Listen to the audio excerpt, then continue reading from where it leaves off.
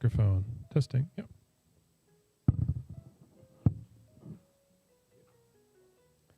Good? Okay.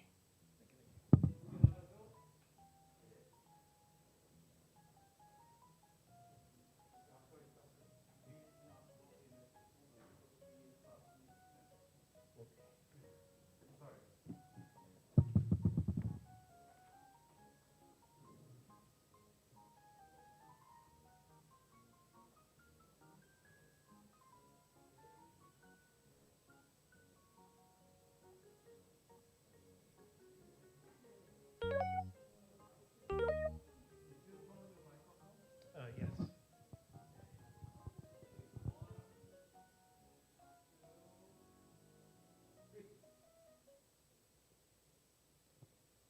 Okay, hello everybody. Can you hear us? Can you hear my microphone? Are we all systems go? Okay.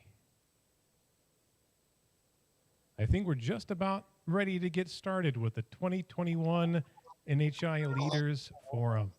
So I believe we're going to begin our forum today with a video presentation on the NHI.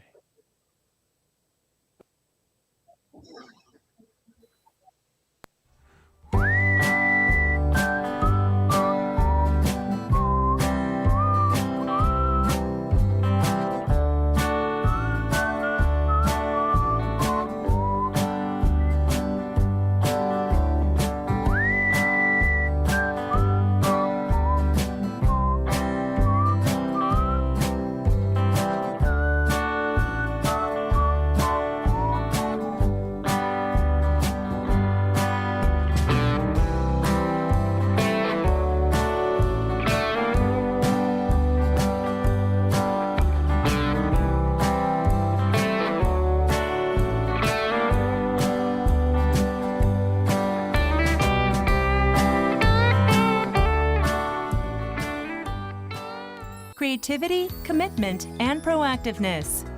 Public officials are the key drivers of national development. Therefore, each nation tries to find a way to strengthen and develop public officials' capabilities. How can we find a better way? NHI's programs help enhance foreign government officials' capabilities by sharing experience, knowledge, and technologies that we have learned from Korea's national development.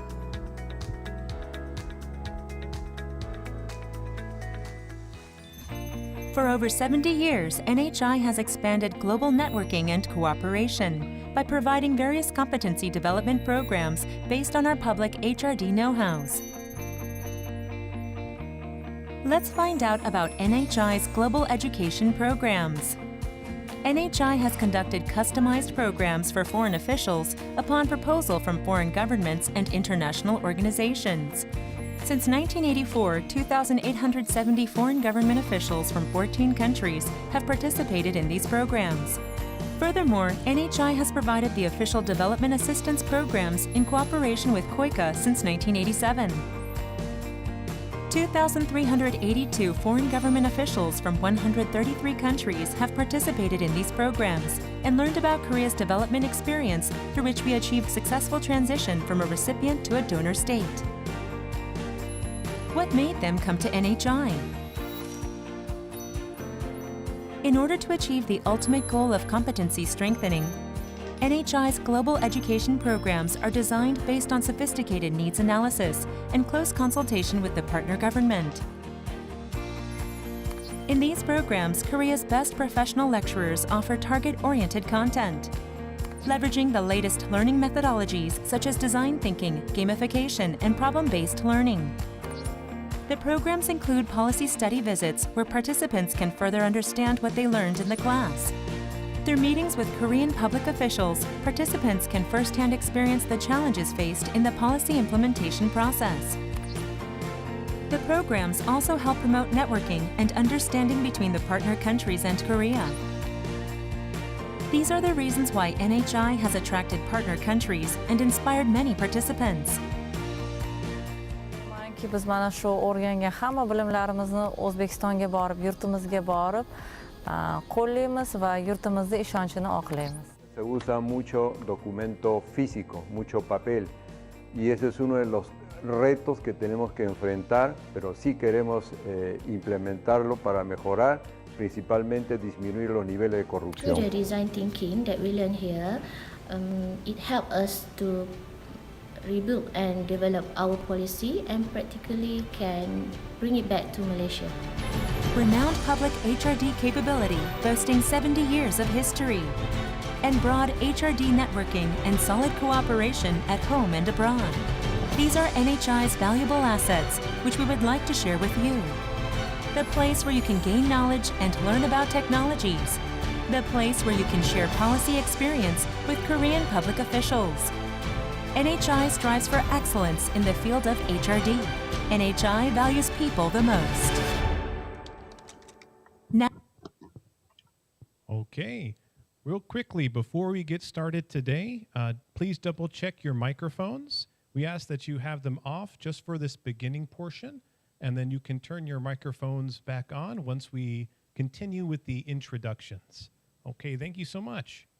Ladies and gentlemen, distinguished guests, HR experts and leaders from across the global public sector, I'd like to welcome you to the 2021 HR Leaders Forum, hosted by your colleagues and friends here at the Korean Human Resources Development Institute. Since 2013, our organization has opened this annual forum as an opportunity for some of the best minds in HRD to come together to share our experiences throughout the field, our successes, our failures, our opportunities, and our challenges have served as milestones on our ultimate journey to become the leaders that our citizens deserve. This past year has been a notable one, not just for the difficulties we have faced during the ongoing global pandemic, but for the moments of hope and optimism that guide our forward-facing policy decisions in order to return to some sense of normal for our nations. Today, we are not running from the pandemic as we once were in early 2020, nor are we trying to fight it tooth and nail like at the beginning of this year. But now we are finding ways to live with COVID-19.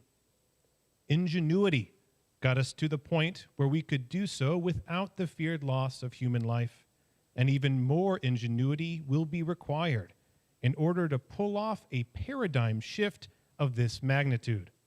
However, if anyone is going to find the best path forward, it is likely to be the men and women with us today who are prepared to both teach and learn, as all great leaders are.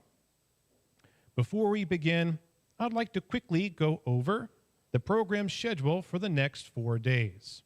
Today, our program introduction after today's program introduction, we will take a short 10-minute break, and I will hand the microphone to Dr. Howard Cho, who will be your facilitator for the forum and will be giving today's orientation and greetings from the NHI's Professor Che.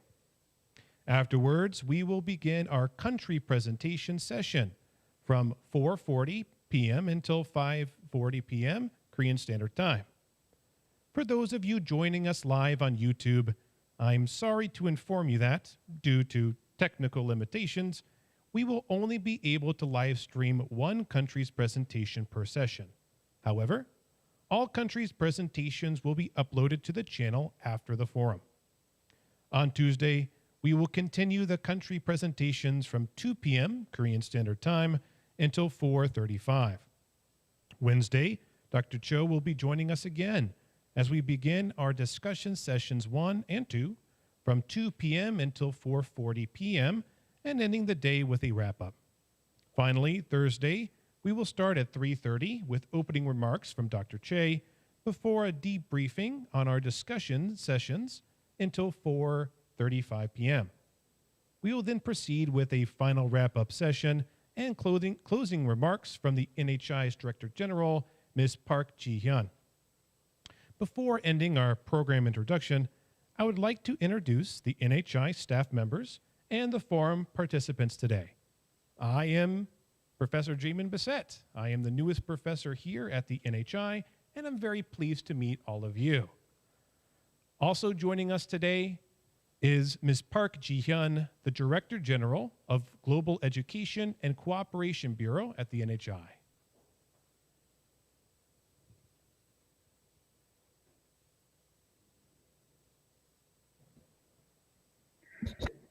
Hello, very good afternoon, and it's a great pleasure for me to meet you all of you at the 2021 NHI HR Leaders Forum.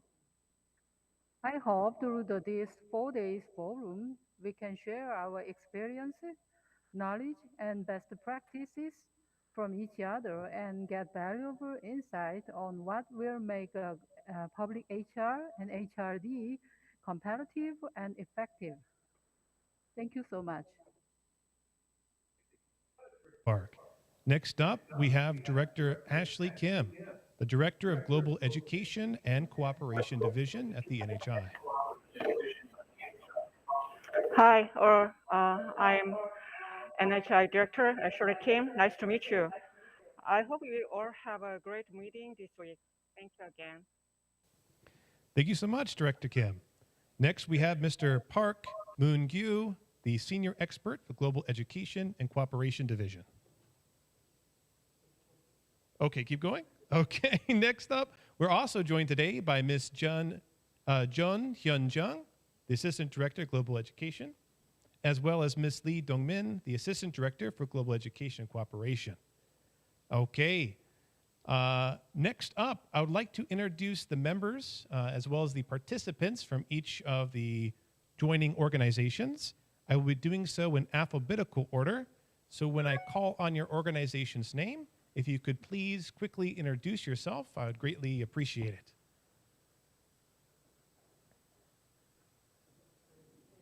it. Okay.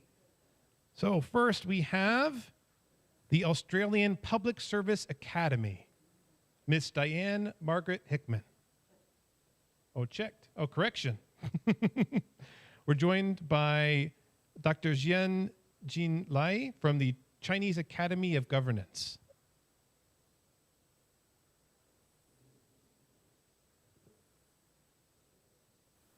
I'm Xianjin Lai from China. You can simply call me Jin, J-I-N. I am Associate Professor from Chinese Academy of Governance. My research direction is public administration and public policy. I would like to share with you on this forum in the few days. Thank you. All right. Thank you so much, Professor Chen. So nice to meet you. Next up, we have Miss Jaylen Ali Manier from the National Training Academy of Egypt. Hello, everyone. Hello. Hello. This is Jaylan Ali Meher from National Training Academy Egypt. It's my honor to be with you. Nice to meet you all. All right, so nice to meet you. Next, we got Miss Sarah Yakout Sawan from the National Training Academy Egypt. I am the chair of Department for Managerial Skills Development at SNA. My name is Sarah Yaout Muhammad. I'm the Training Content Manager at the National Training Academy in Egypt.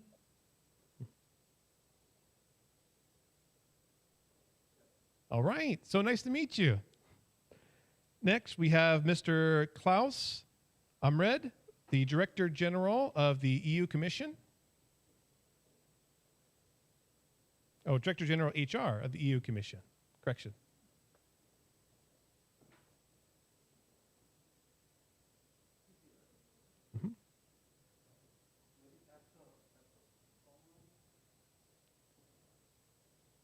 Okay.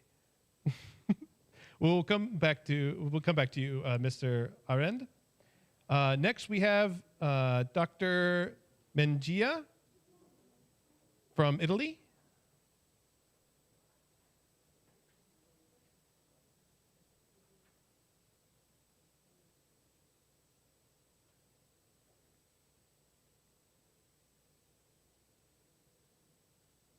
Dr. Gianluigi Mengia from the Scuola Nacional dell'Amministrazione. I'm so sorry. I cannot speak Italian. Are you with us, Dr. Mengia?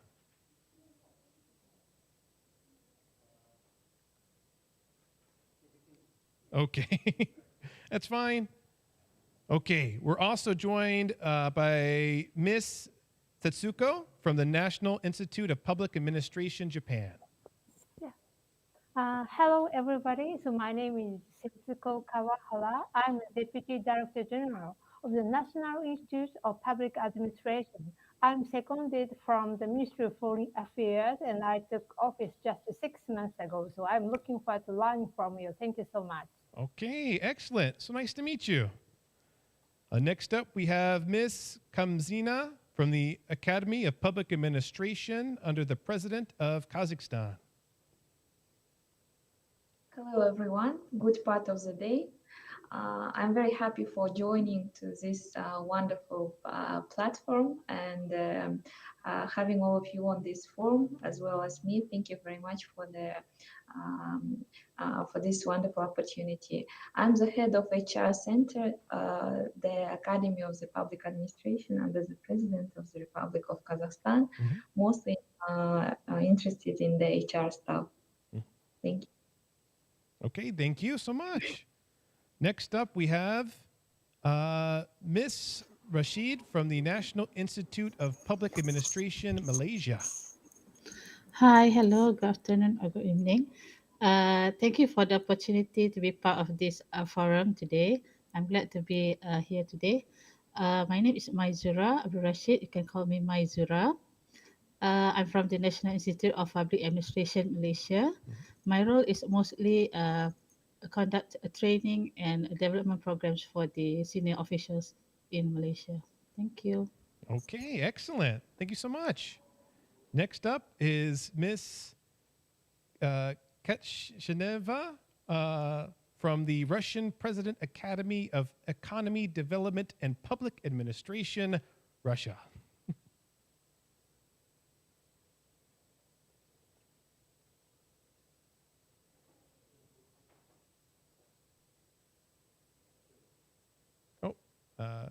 Having mic issues? That's fine. Okay. Next up is Dr. Lavrova, also from the Russian President Academy of Economy, Development, and Public Administration. Hello, dear colleagues. My name is Tatiana Lavrova. I'm specializing and the head of the research laboratory in Ranepa, and I'm interested in everything with human resources and development of public administration. Thank you. Oh, thank you. Okay. Next up, we have Mr. Su from the Civil Service College of Singapore. Oh, Mr. Kevin Su. Hello, hi, this is Kelvin from Civil Service College Singapore. I'm a learning experience designer. I'm here to experience a virtual conference on GatherTown. I'm really looking forward to the days of learning. Thank you. All right, thank you. Okay, next up is Miss Ilsun from the Local Government Officials Development Institute of Korea. Oh, correction, Miss Ryu.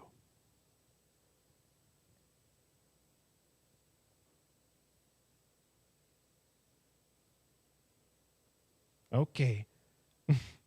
We also from there we have Miss An Byungju from the Local Government Officials Development Institute. Hi, can you hear me? Yes.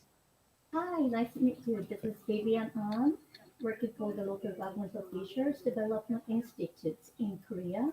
I'm very glad and honored to be here and want to build a lot of networking and want to learn from you a lot. Thank you. Okay, thank you.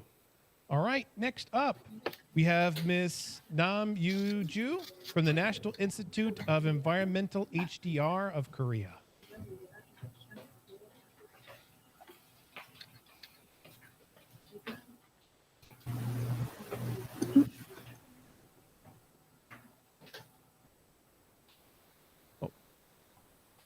Ms. Nam, I think having some microphone difficulties. Okay, that's fine. I can see you though. Thank you so much for joining us, Ms. Nam. Next up, we have Dr. Chae Jung-hyo from the Meteorological HRD Institute of Korea. Hello, nice to meet you. Nice to meet you. Actually, I'm a professor working in the KMA, Korea Meteorological Association. And I'm just teaching for the weather forecast people. So it's in Korea, it's raining today. Probably you hear the weather forecasting from the broadcasting. So I'm here to learn about how to we educate through the online. So I have it's nice to meet you, and I want to learn lots of things from this forum. Okay, thank you. Okay, thank you so much. Okay, we also have Mr. J here with us.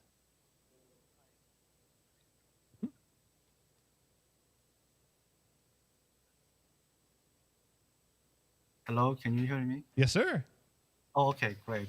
Hello, everybody. I'm Jay from Logodi, Korea. I'm so glad that I joined this forum, and I hope I can contribute to your community in any means possible. I'm looking forward to chat with you guys. Thank you. Okay, thank you. All righty.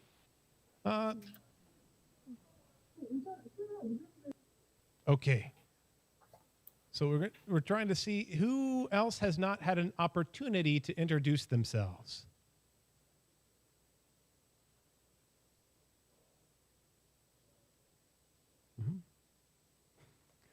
So having some technical difficulties, that's fine.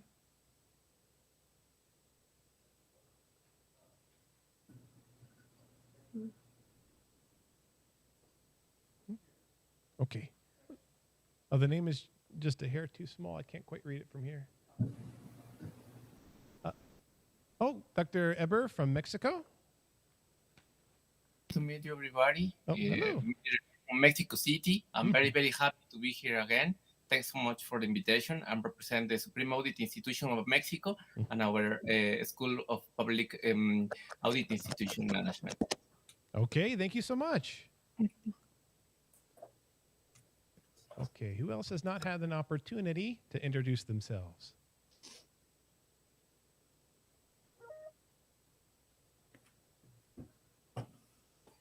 Okay.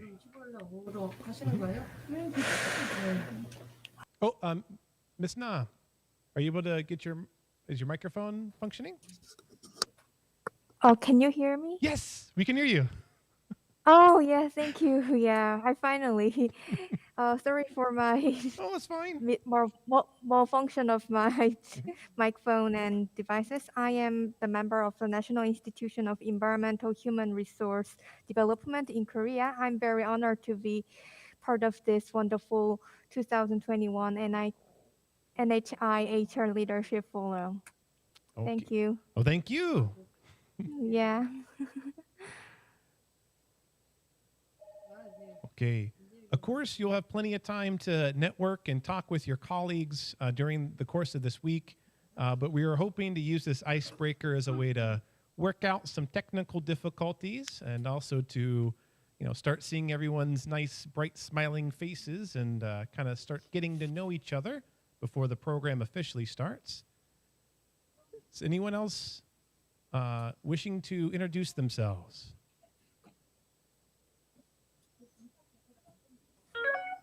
Oh. Good morning, Ms. everybody. Hello. My name is Camelia Gashevska, Chief Expert at Trainings International Activity and Projects Directorate at the Bulgarian Institute of Public Administration. On behalf of our Executive Director, Mr. Pavel Ivanov, who will join us tomorrow, I would like to express our gratitude to the organizers, the National HRD Institute of the Republic of Korea, for inviting us to participate in this forum and to discuss with all of you, honorable participants, on such topics of global importance. Thank you very much, and kamsahamnida. Kamsahamnida, thank you too.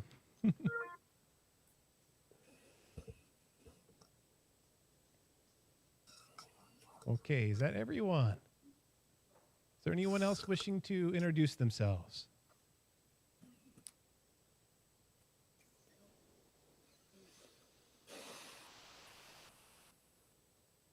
Is that everybody?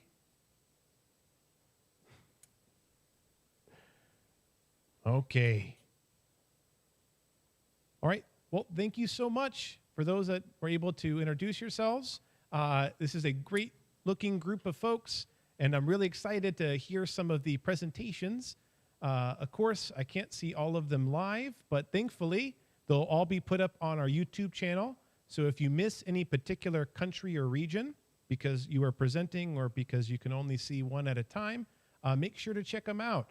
I'm really excited about and looking forward to a lot of these varied impressions and experiences from leaders from all over the globe at this point. Okay, so after the introductions here is over, we are going to have ourselves a break. When we come back, you'll be able to meet Dr. Joe, who will be your guide for the remainder of this program, but you'll also be able to meet President Che for the orientation of the program. Okay, so thank you, everyone. It's great seeing so many leaders and great minds with us today. We will now take a short break before proceeding with the orientation. Thank you so much for your participation, and I hope we can all learn from each other during our time together this week. Thank you.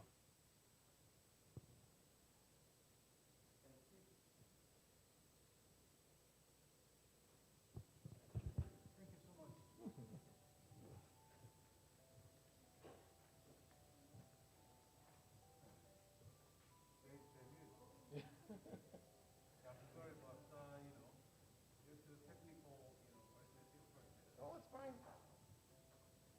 That's technical difficulties are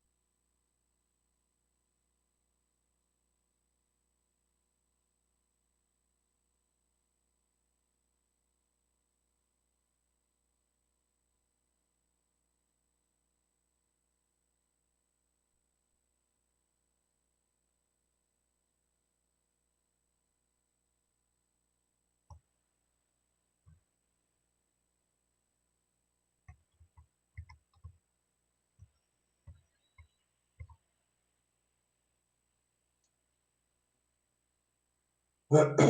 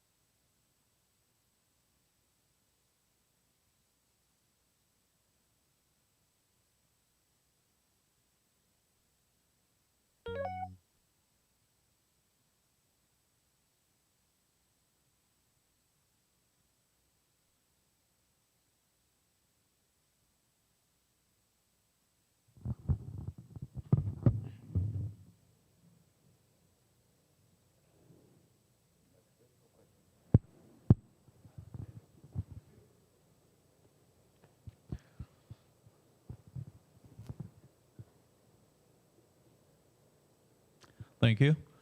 Hello, I am Howard Cho, a professor at NHI Korea, and the main facilitator of this forum. Nice to have you back here. First of all, it's my big honor and pleasure to have you all in this international forum. I've heard that we have like 33 participants from 19 countries this year, right? Well, this number is getting, bigger and bigger. It's a good news. In addition to that, since this forum is broadcasted live through social networks, we know that there are many online participants joining us together this year. Thank you for your support again. I remember that at the end of last year's forum, I said that at this year's forum, I would like to be able to sit down together, face to face with all of you, and share a hot meal and some wine together.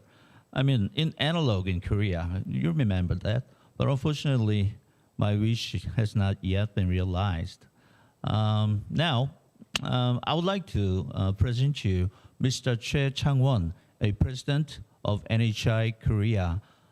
President Choi will deliver a warm welcome and message of encouragement to all who attended this forum.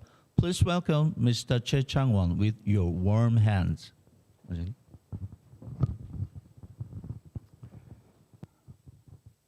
Hi, fellow HR leaders. Good morning, good afternoon, and good evening. I'm Choi Chang-won, president of the National Human Resource Development Institute. And I'm pleased to welcome you to the 2021 NHI HR Leaders Forum. It's an honor to be joined by 33 HRD experts representing 19 institutions from around the world. Above all, I would like to extend my special gratitude to all of you for your advised active participation despite an inconvenience caused by the time differences. Dear participants, it has already been nearly 2 years since the world began its fight against the COVID-19 to overcome this common crisis of the humanity. Fortunately, thanks to the world's solidarity and efforts in the face of this unprecedented global crisis, we are now moving into the living in the corona era, with many countries already making a gradual return to a normal life. Considering these circumstances, I found it extremely meaningful that HR officers from around the world have gathered together to discuss the method and directions of HRD in the future under the theme of an era of living with COVID-19, our public HRD redesign strategy. The first topic to be discussed today is HRD method. COVID-19 has forced the shift, the remote working and learning, which had already been anticipated with the advent of the fourth industrial revolution. The public sector is no exception. From the way we work to the way we train, digital transformation is taking place at an unprecedented pace. In response to the COVID-19 outbreak, the NHI has quickly moved all of the scheduled training programs online and real time, including those for Korean as well as the foreign officials.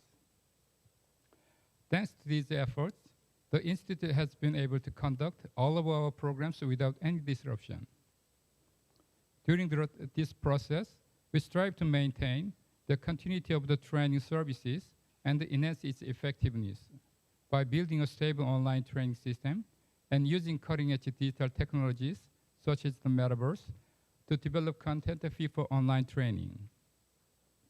Online training, which has conducted for the past 2 years, has numerous advantages. To give you a few examples, it removes the time and location barriers in learning and allows trainees to review some lectures repeatedly. However, we also identified various challenges associated with the online training, such as the difficulty of keeping the trainees focused and the difference in how well each trainee adapts to the new systems. The limitation of online education at the current level were also discussed during the ATD conference held in the United States in August of this year. This must mean that these challenges are not unique to us, but shared by the national HRD institutes around the world. Thomas Friedman said that even if the COVID-19 pandemic ends, there is no going back. I believe this word has important implications for HRD as well.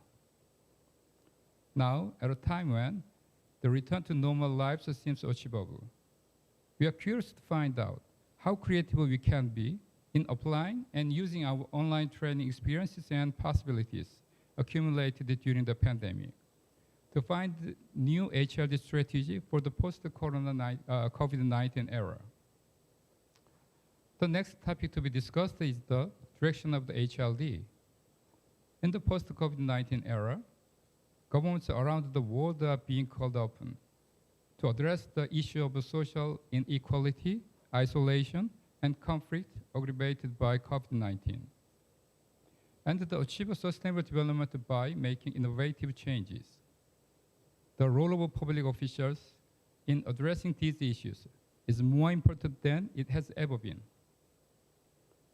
Supporting public officials in increasing social sensitivity and strengthening innovation capabilities to enable the inclusive recovery demanded by post-COVID-19 era is another important task given to the public HR community.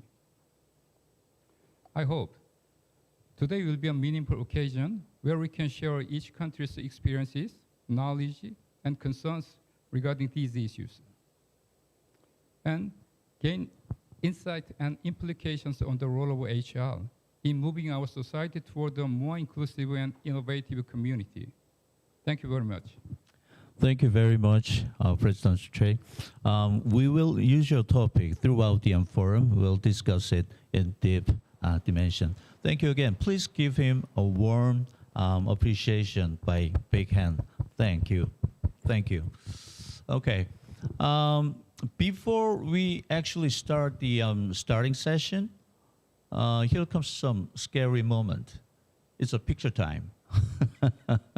Okay, so everybody's be ready. Please guide us to the, take the picture time, Mr. Park.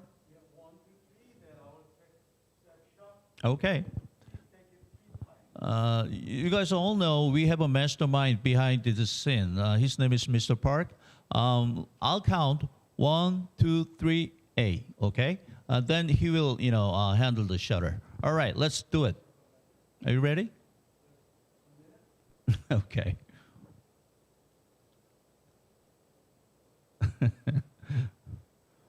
All right. Okay, here we go. 1, 2, 3, smile. I call it, click from that thing. Okay, one more time. Hold on. Okay, good. I'll hold it. All right. Next shot. Here we go again. All right, please turn on your cameras, please. 1, 2, 3, smile. Beautiful, beautiful. Okay. One more shot? You're kidding me. Right. He said one more thing to go. I'm sorry. Okay. You guys look beautiful from here, so you don't have to worry about the appearance. Okay, here we go. 1, 2, 3, smile. Beautiful. Okay, thank you very much. We'll take a short, really short break, like 1 or 2 minutes break, and we'll return to the opening session. Okay, thank you very much. I'll see you soon.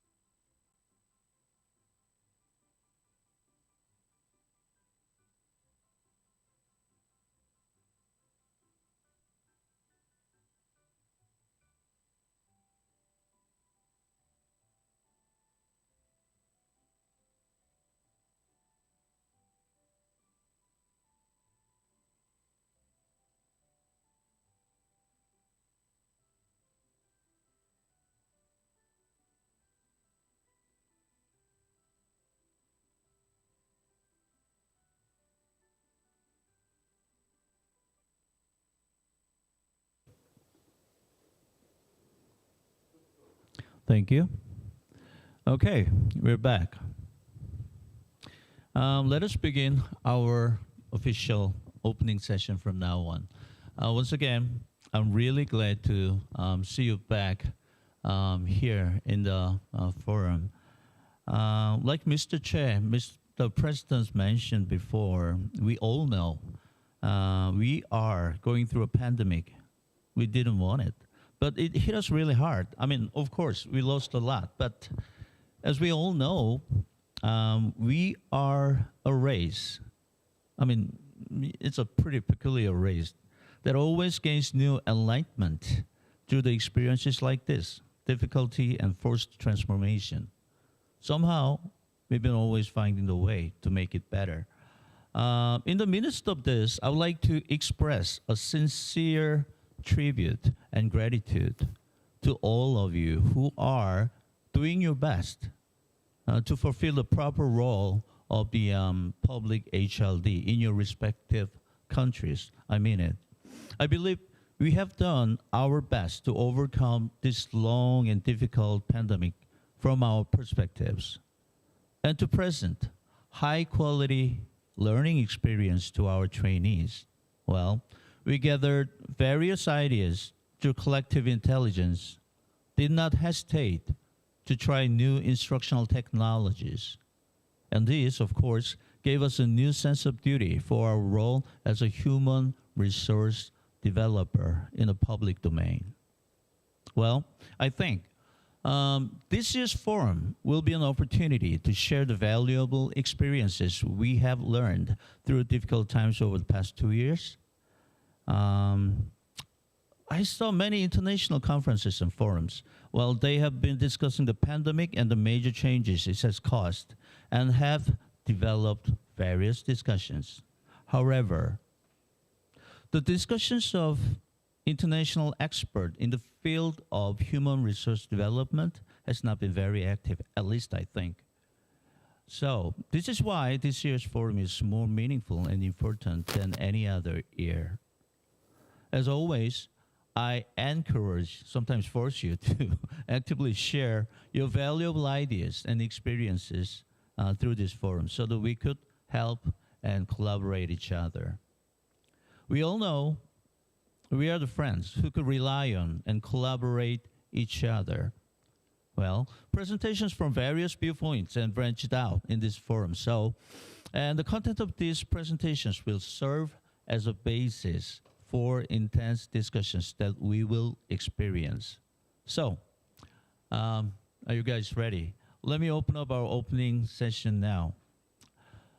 Throughout this year's forum, we'll tackle the topics around those 3 subjects. Could you put on the PowerPoint presentation?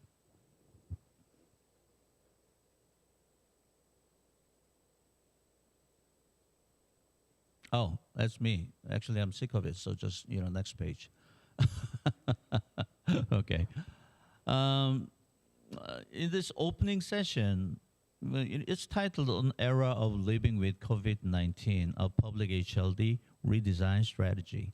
And we'll tackle mainly 3 topics: impacts and challenges of COVID-19 on public HLD related policies and practices, and failure and success, and future challenges. So I would like to begin our opening session like this.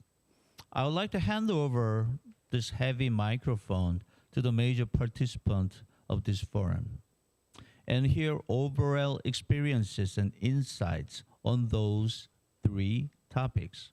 Well, your comments will be served as a basis for the discussion throughout the forum. Please do not hesitate to throw your idea and problems on the table. We'll start from there, okay?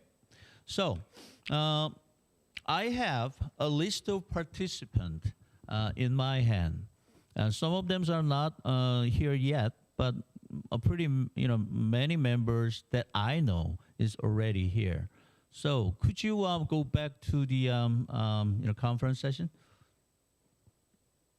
Yeah, you can pull down the PowerPoint presentation. Okay. Mr. Kazuayo, are you there? I saw your smiling face in the photographing session. Hi, is it good afternoon on your side? Okay, hi. Good morning this side. Okay, hi. How have you been? Well, we've been surviving. And Okay. good afternoon to the fellow colleagues on the call. Yes. Yes, we have been surviving, and I think you said, we are a human race that naturally we're forced to adapt to whatever circumstances we find ourselves in.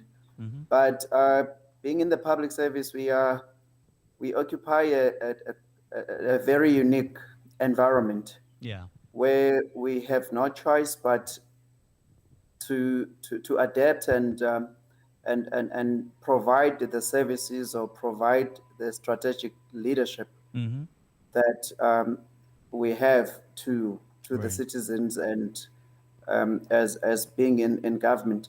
Right. On how we have dealt with we've had various permutations. One part was the challenges that we had to adapt to and respond. We've also had opportunities which actually extended beyond just the public service administration and training, but to look at how economically we could provide for the people, given that the COVID put an unexpected strain on the economic opportunities for a number of people. But I guess maybe as we engage further on, we'll probably elaborate more. Right.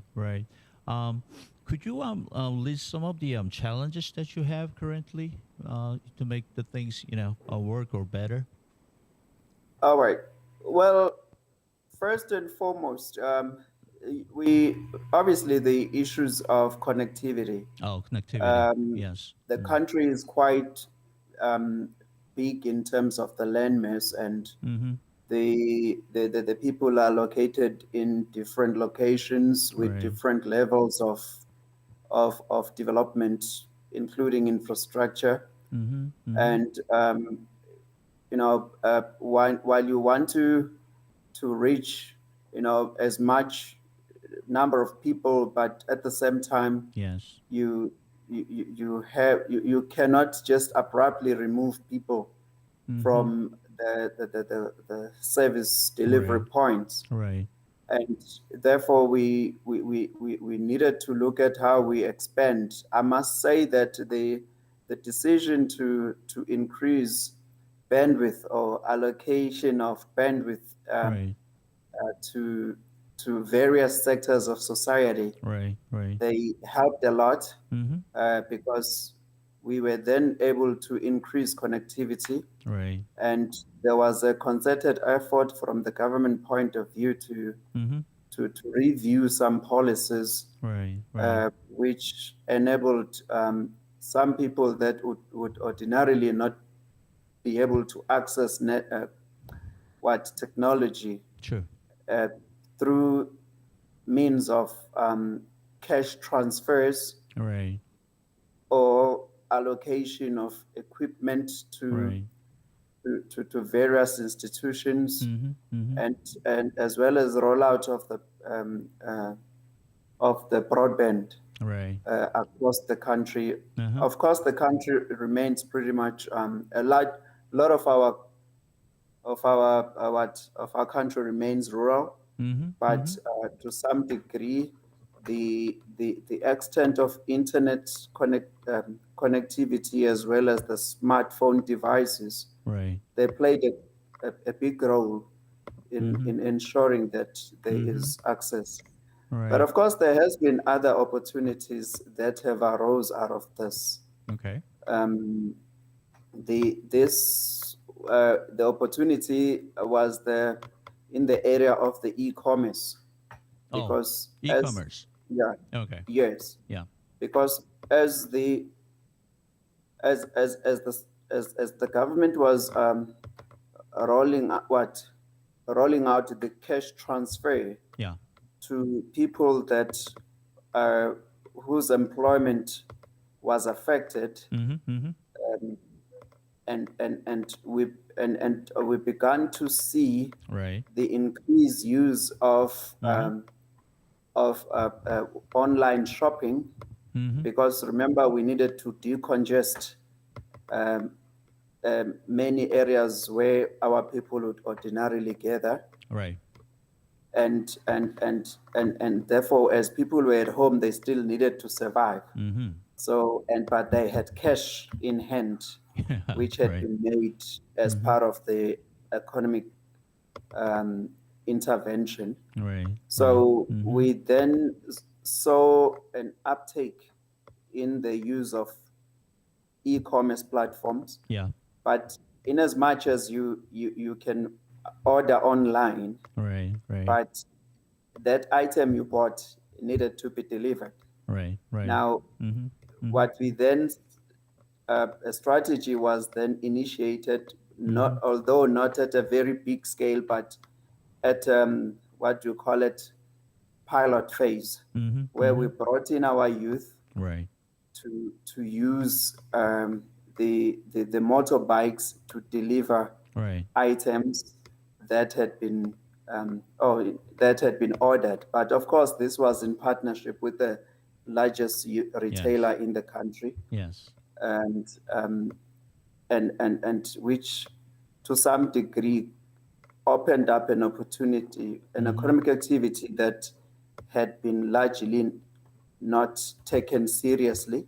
Right. And to some small degree created that employment for the people that were out of not in employment, education, or training, right, which is our youth. This is still at a very small scale, which we're looking at replicating across the country, right, but in a very step-by-step, baby step kind of. Okay. Yeah. Yeah. So, and it also therefore opened an opportunity for training. That's right. Which is what we are trying to really work on now, because we need to bring in these youngsters into proper training, because when it was initiated, there wasn't proper training. Yeah. So working with the National School of Government, we want to see what courses can we put together for them around customer care, around the use of, formal use of technological applications. Right. Right. And so that these youngsters can be formally trained and be rounded in their newly discovered trade. And then we replicate it across the country. Right. And yeah, and so that is just the initiative that came about that Very we were good. forced Very good. to adapt to. Yeah. Okay, thank you very much for your insight. I mean, after I hear your, comments, it sounds like we need to take some kind of integrated effort and approach in tackling the pandemic problems. It is not only related to the accessibility. It is not only related to the, the logistics. It is not related to the technology itself. I mean, we need to think about the pedagogy. We need to think about how do we actually deliver him, with our Flores system. How do we actually secure the, telecommunication system and so on and so forth. So we need to take entirely a integrated, perspective and, integrated effort to tackle one single problem in this hard time. So thank you very much. And I will, I would like to give this microphone to my friend, Mr. Klaus Arendt. Are you there? It sounds like he ran away. He knew it. Howard, how are you doing? Yeah, you're there. Okay. Please show us your, insight for the discussion. Yes, thank you. Thank you. Yeah, if I look back now, it's almost 2 years, 1 year and 8-9 months or so that we started with the lockdown. And I still remember that in the beginning I thought, okay, it might be for 3 or 4 months, and then everything would be normal again. And nevertheless, even though we said it might be only short, of course, we had to continue providing learning and development services within the European Commission to our staff and to our colleagues. So what we did, I will talk a bit in more detail tomorrow at the forum or at one of the group sessions. But we went online very, very quickly.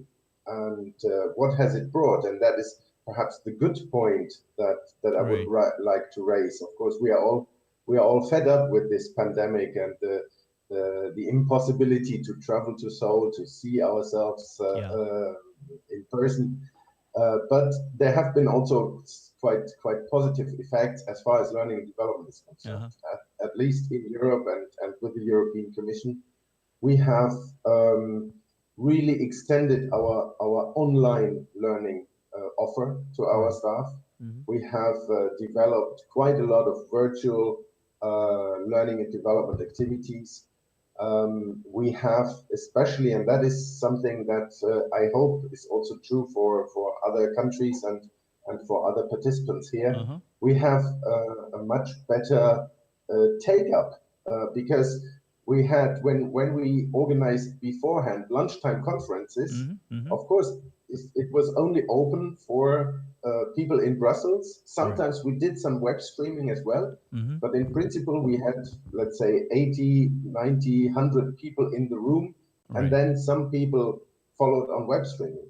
Nowadays, we offer those lunchtime conferences on all kinds of topics, and we have 500 participants from all over the world because they can participate like we can participate here now from Korea, from South Africa, from Kazakhstan, and from Brussels. So I think this has also been an opportunity, and we in Brussels, we have tried to use this opportunity and to really develop in a relatively short period of time our online learning offer, our way of also delivering learning development. Right.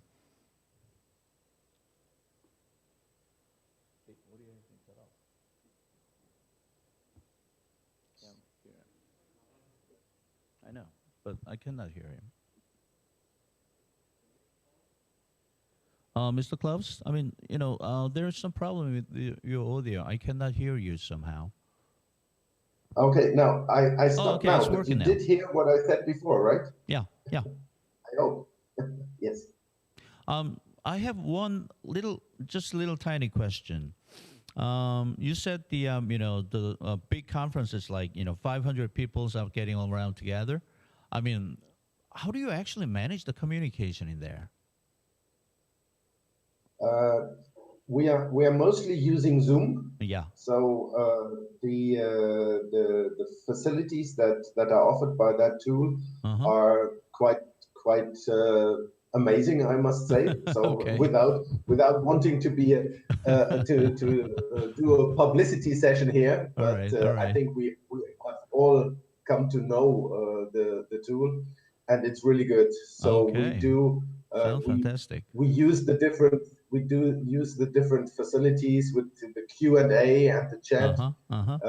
We have of course tech host teams behind it. Yeah. So this is something that was new. Of course, when you have a physical conference, okay, of course you prepare it and you have to have one or two people giving mics to people. But nowadays the tech hosting is of course also it has even developed into a job profile, I would say. Yeah. Okay.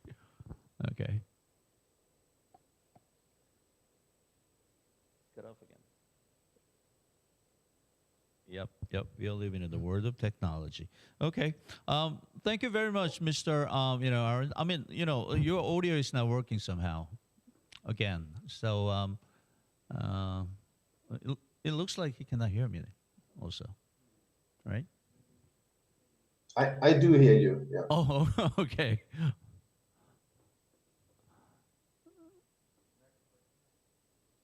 Okay, thank you very much. I mean, due to the technical difficulties in audio section, I mean, I've lost the half of his conversation, so I'm sorry about that. But I do expect you provide lots of insight in the actual discussion forum tomorrow. I'll be there. Okay, thank you very much. Let's go to the Russian side. I mean, Miss Lalisa, are you there? You're not surprised by, getting your name. Miss Lalisa? No, you're not there? What about the, Tatiana? You there? Hello. Hello. Hello. Hello, it's good to hear back from you. How are you? Oh, I'm fine. Thank you. It's really great. You look great. Opportunity. Thank you for inviting me to. Thank you. Okay. Do you have any topic or insight or problem, whatever that is, you want to throw on the table? Yes, I would like to discuss maybe other excellent experts from different countries around the world have such challenges and failures maybe because actually in practices of learning and development we've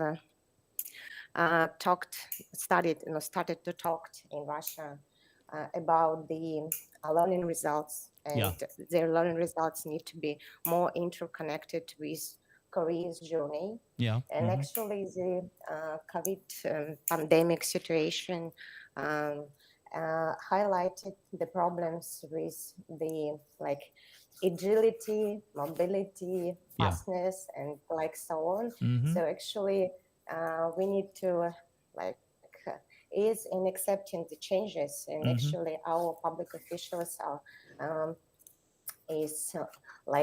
need the transformation in learning development too, and we are looking for the ways of how to help them and how to make the awareness of changes, right? And trying to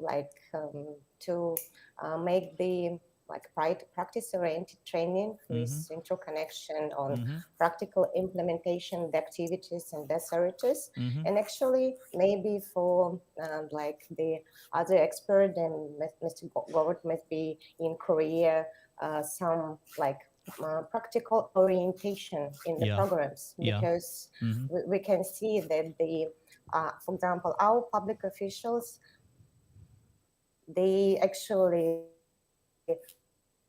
tired of the online format. Actually, they would like to see each other and like to talk, but actually they understand that we need to transform, and actually everything is changing.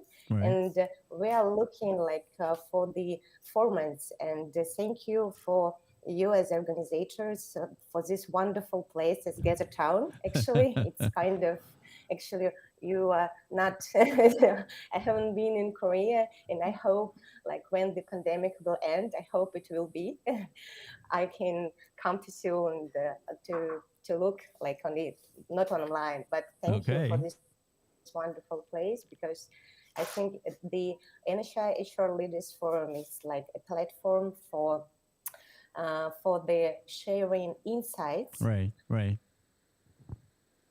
And how to form HR in government.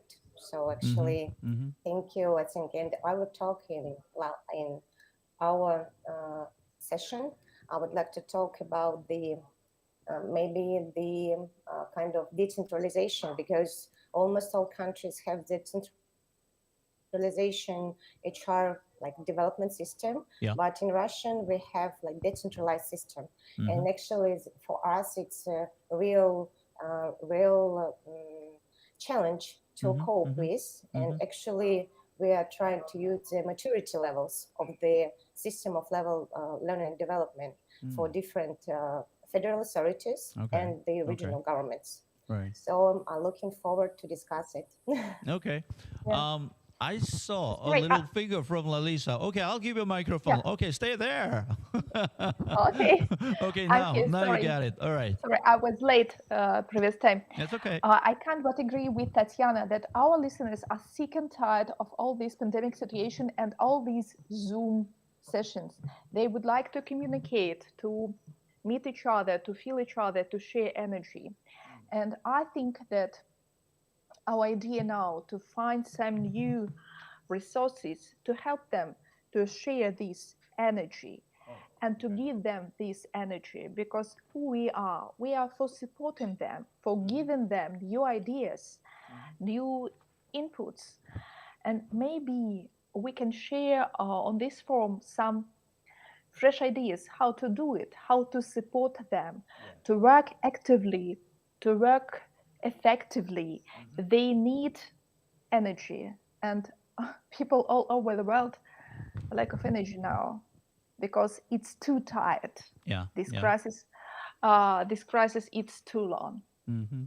So let's share such kind of ideas, maybe unexpected ideas, maybe Like not normal ideas, but ideas which can inspire us. Thank you. Okay, thank you very much. Well, I mean, the heat just got starting on. I mean, the discussion will be really hot. I mean, I can see that from now. Okay, Dr. Xianjin Lei there from China. All right. Oh, hello. Thank you, Mr. President. Okay. I'm not a president, actually. Okay. Oh, Mr. Professor, okay, Howard. Okay, go on, no problem. Okay, I would like to share some personal view about the challenges from COVID-19 on government HR policy. I think the most important, most difficult challenge is service providing from government. After the COVID-19, government has a lot of cost to service providing on human resources, such as because in China, government is responsible for a lot of human resources services from central government to local government. And as I know, the service providing is more difficult. So I think the strategy is reform and innovation. Here, I want to just share most important innovation strategy from China. The strategy is decentralization reform. From 2012, Chinese government attached decentralized reform. And after COVID-19, we improved the decentralized reform, such as we gave a lot of power to local government and regional government to manage the policy, and they can handle these things. So I think the strategy is, the decentralized, the HRD policy is a choice. Right. Thank you. Oh, thank you very Mr. much. President. Thank you very much. I mean, you mentioned about the innovation and changes in Chinese government. I have one question on that point of view. Okay. What do you think? I mean, your personal perspective. The innovation should comes from the inside the local government, or it should be more effective when those innovations are caused by the central government and give it to a local government as some kind of assignment or project. Which is better? I think this is two kinds of approach. Is top down and from bottom to up. Several years ago, we have done a lot of experiments from local government. Now, central government has absorbed experience from this. I see. Yeah. Right. But I think it's very important to transfer some rights or some privileges, or some authenticative power to the local governments, so that they can solve their problems from their own point of view, right? But from the HLD's perspective, did you try actually many programs that arose the motivation for the innovation in the local government? I mean, from my perspective, in Korea also, the local government's perspective on innovation and their approach to it is pretty typical. I mean, it is a certain limitation. So I am trying to look into which is the real problem. So we need to tackle them to make the real innovation happen in local government. But it is not an easy thing, as you all might know. So we'll discuss more in the discussion session. Okay, thank you very much for your discussion inside. Thank you very much. Okay, let me throw this microphone to the Miss Sarah Yakout from Egypt. Are you there? No. Sounds like I'm here. Oh, okay. Hello. Good to hear from you. Good. Okay, throw some subject on the table, please. I agree with my colleagues here that it has to be mutual. Any kind of redesign, any kind of revamp that would be done to the HR system would be coming from both the government and the organizations as well. Right. And currently, we are all trying as much as we can to embrace the change. I think it's better to look at the opportunities rather than the challenges. I think this pandemic has really taught us, most of us, or maybe all of us, that there are always opportunities out there that were overlooked, like opportunities in telecommuting, opportunities in e-learning, opportunities in e-collaboration, and opportunities in extending arms and reach to external entities. Because I think the world is now more open, there's more activity going on, more than the situation that was there before the pandemic. Right. So the pandemic has really taught us a lot. Oh, suddenly your audio is not working. Oh. No, it's working. I'm just waiting for your reply. That's why I unmuted my mic. Okay, keep going, please.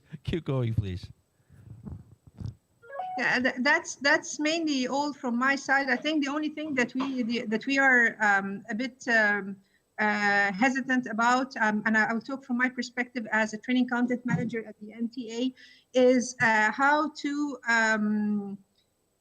make sure that the training that is delivered online has all the kind of empathy, the kind of human interaction, the kind of understanding that is there, that you feel in the face-to-face sessions, but you don't lose the edge still, and you still are conveying the meaning and conveying the message clearly. So this might be a bit challenging, but still, I know. We're working on it. I know. That's the challenges that we all might probably have right now, because people are generally believing the effect of education through online is not equal to the offline discussion or offline classes. But actually, I wrote a thesis on like 20 years ago about comparison between on and offline classes. But the result of that is, the educational effect itself is not that different between the on and offline. But the problem is, in that time, in early 20,000, the technology itself is not that helping to the quality of education, the maintaining the intensity of concentration, or so and so forth. But now the technology actually evolved, but we are kept on asking the same question: is that really effective? Is the online really works? Well, what do you say? I mean, I still think, as we can see in this conference room, we are talking to each other. We are maintaining our intensity of communication. I mean, it's a good thing. But when we look into the background of it, we saw a pretty, small, tiny, what is it? The faces working around the conference room. I don't know. I'm having a hard time where I am. But it's a technology. Think about it. I mean, my professor at younger time, it says technology should be neutral. It is existing there to help people. But sometimes I feel like we pay too much attention to technology itself, like the multibus, like the virtual technology in education. I mean, that's a good thing, but we should not miss the pedagogical side of instruction. So it should be always the center of that. So let's put that topic on the discussion table. It should be really fun. Okay, that's very good. Okay, I see a face of Miss Mulder Kamzina, right? Is that your name? Did I pronounce it right? Okay, thank you very much. Introduce yourself to the people and throw some topic on the table, please. Oh, thank you for the floor. Yeah, I'm Moldir from Kazakhstan, representative of the Academy of Public Administration. Well, I'm in fact the HR practitioner, let's say, the head of the HR department, and mostly, this was a tough time for the last 2 years. It wasn't kind of easy to shift from the offline to online, all these employees, and going back once again and so on. Right. And generally, I would like to attend to the following statement that I think the pandemic was tough in terms of of course, the economic crisis, in terms of at that time we understand and realize that there should be more R&D, I think mostly for the innovation, and it's of course related to the technology stuff. Right. And the second stuff, it is digitalization, and within this digitalization of these business processes, of the organizations in the public sector as well as the business, the same. We came to the idea that IT education of employers, we came to this stuff. Just simply how to use all this IT stuff and so on. Yes. And the third thing which I would like to point is that as an practitioner HR, I understand that somehow these 2 years we shift from the from the team-oriented stuff to the individual workers, to the individuals. It takes us time, it takes like more attention and so on, but this is the way how we deal like that. And I feel that for the further how to say trends to the for the HR workers, maybe it might be the idea that we have to work with the individuals and do not pay a lot of attention rather than before to the teams kind of stuff. This is my idea. And finally, I think that why this couple years was so tough, because of the emotions, emotions of these people, right? And previously speakers, they said about the energy and so on, and this is real true, because in the uncertainty time, kind of uncertainty circumstances, it was really hard to deal with people's emotion, to get them motivated, to get them inspired with all this stuff and so on. This is my ideas. Okay, thank you very much. Okay, we'll it's like a pretty broad and pretty large problems you throw on the table, but let's make it really practical on the discussion forum. Okay, thank you very much. Mr. Kelvin Su, are you there from Singapore?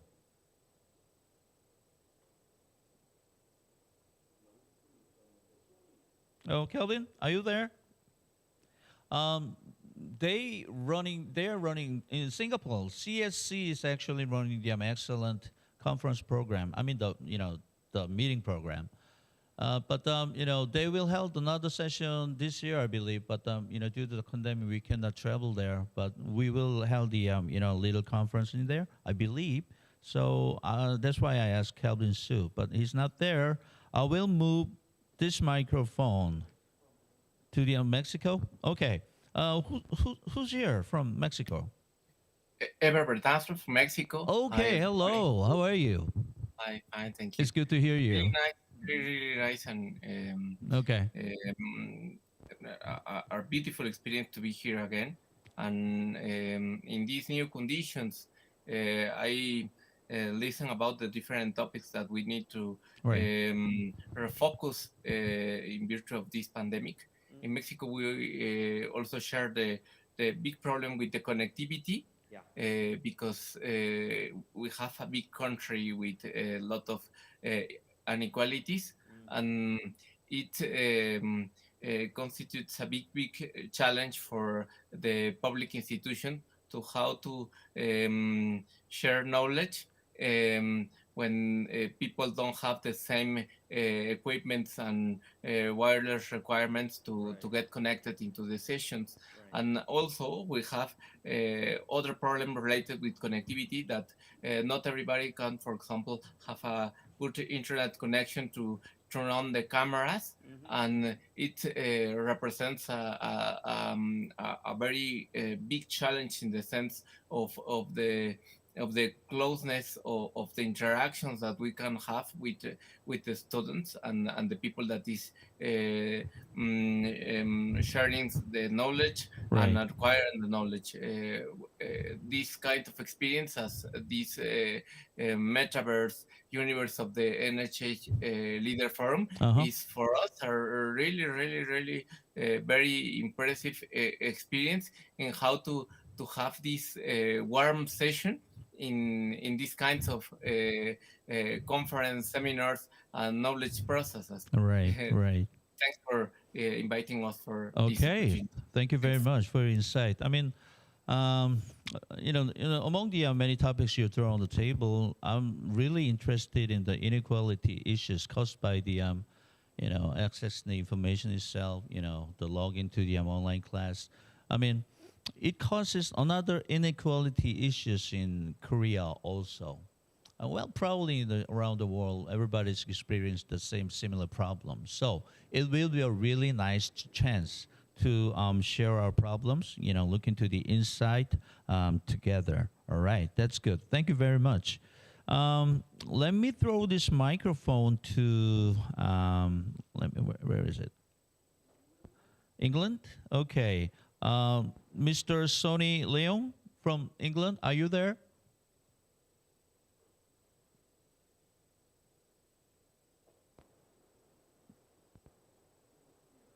Okay, they gave me the wrong information.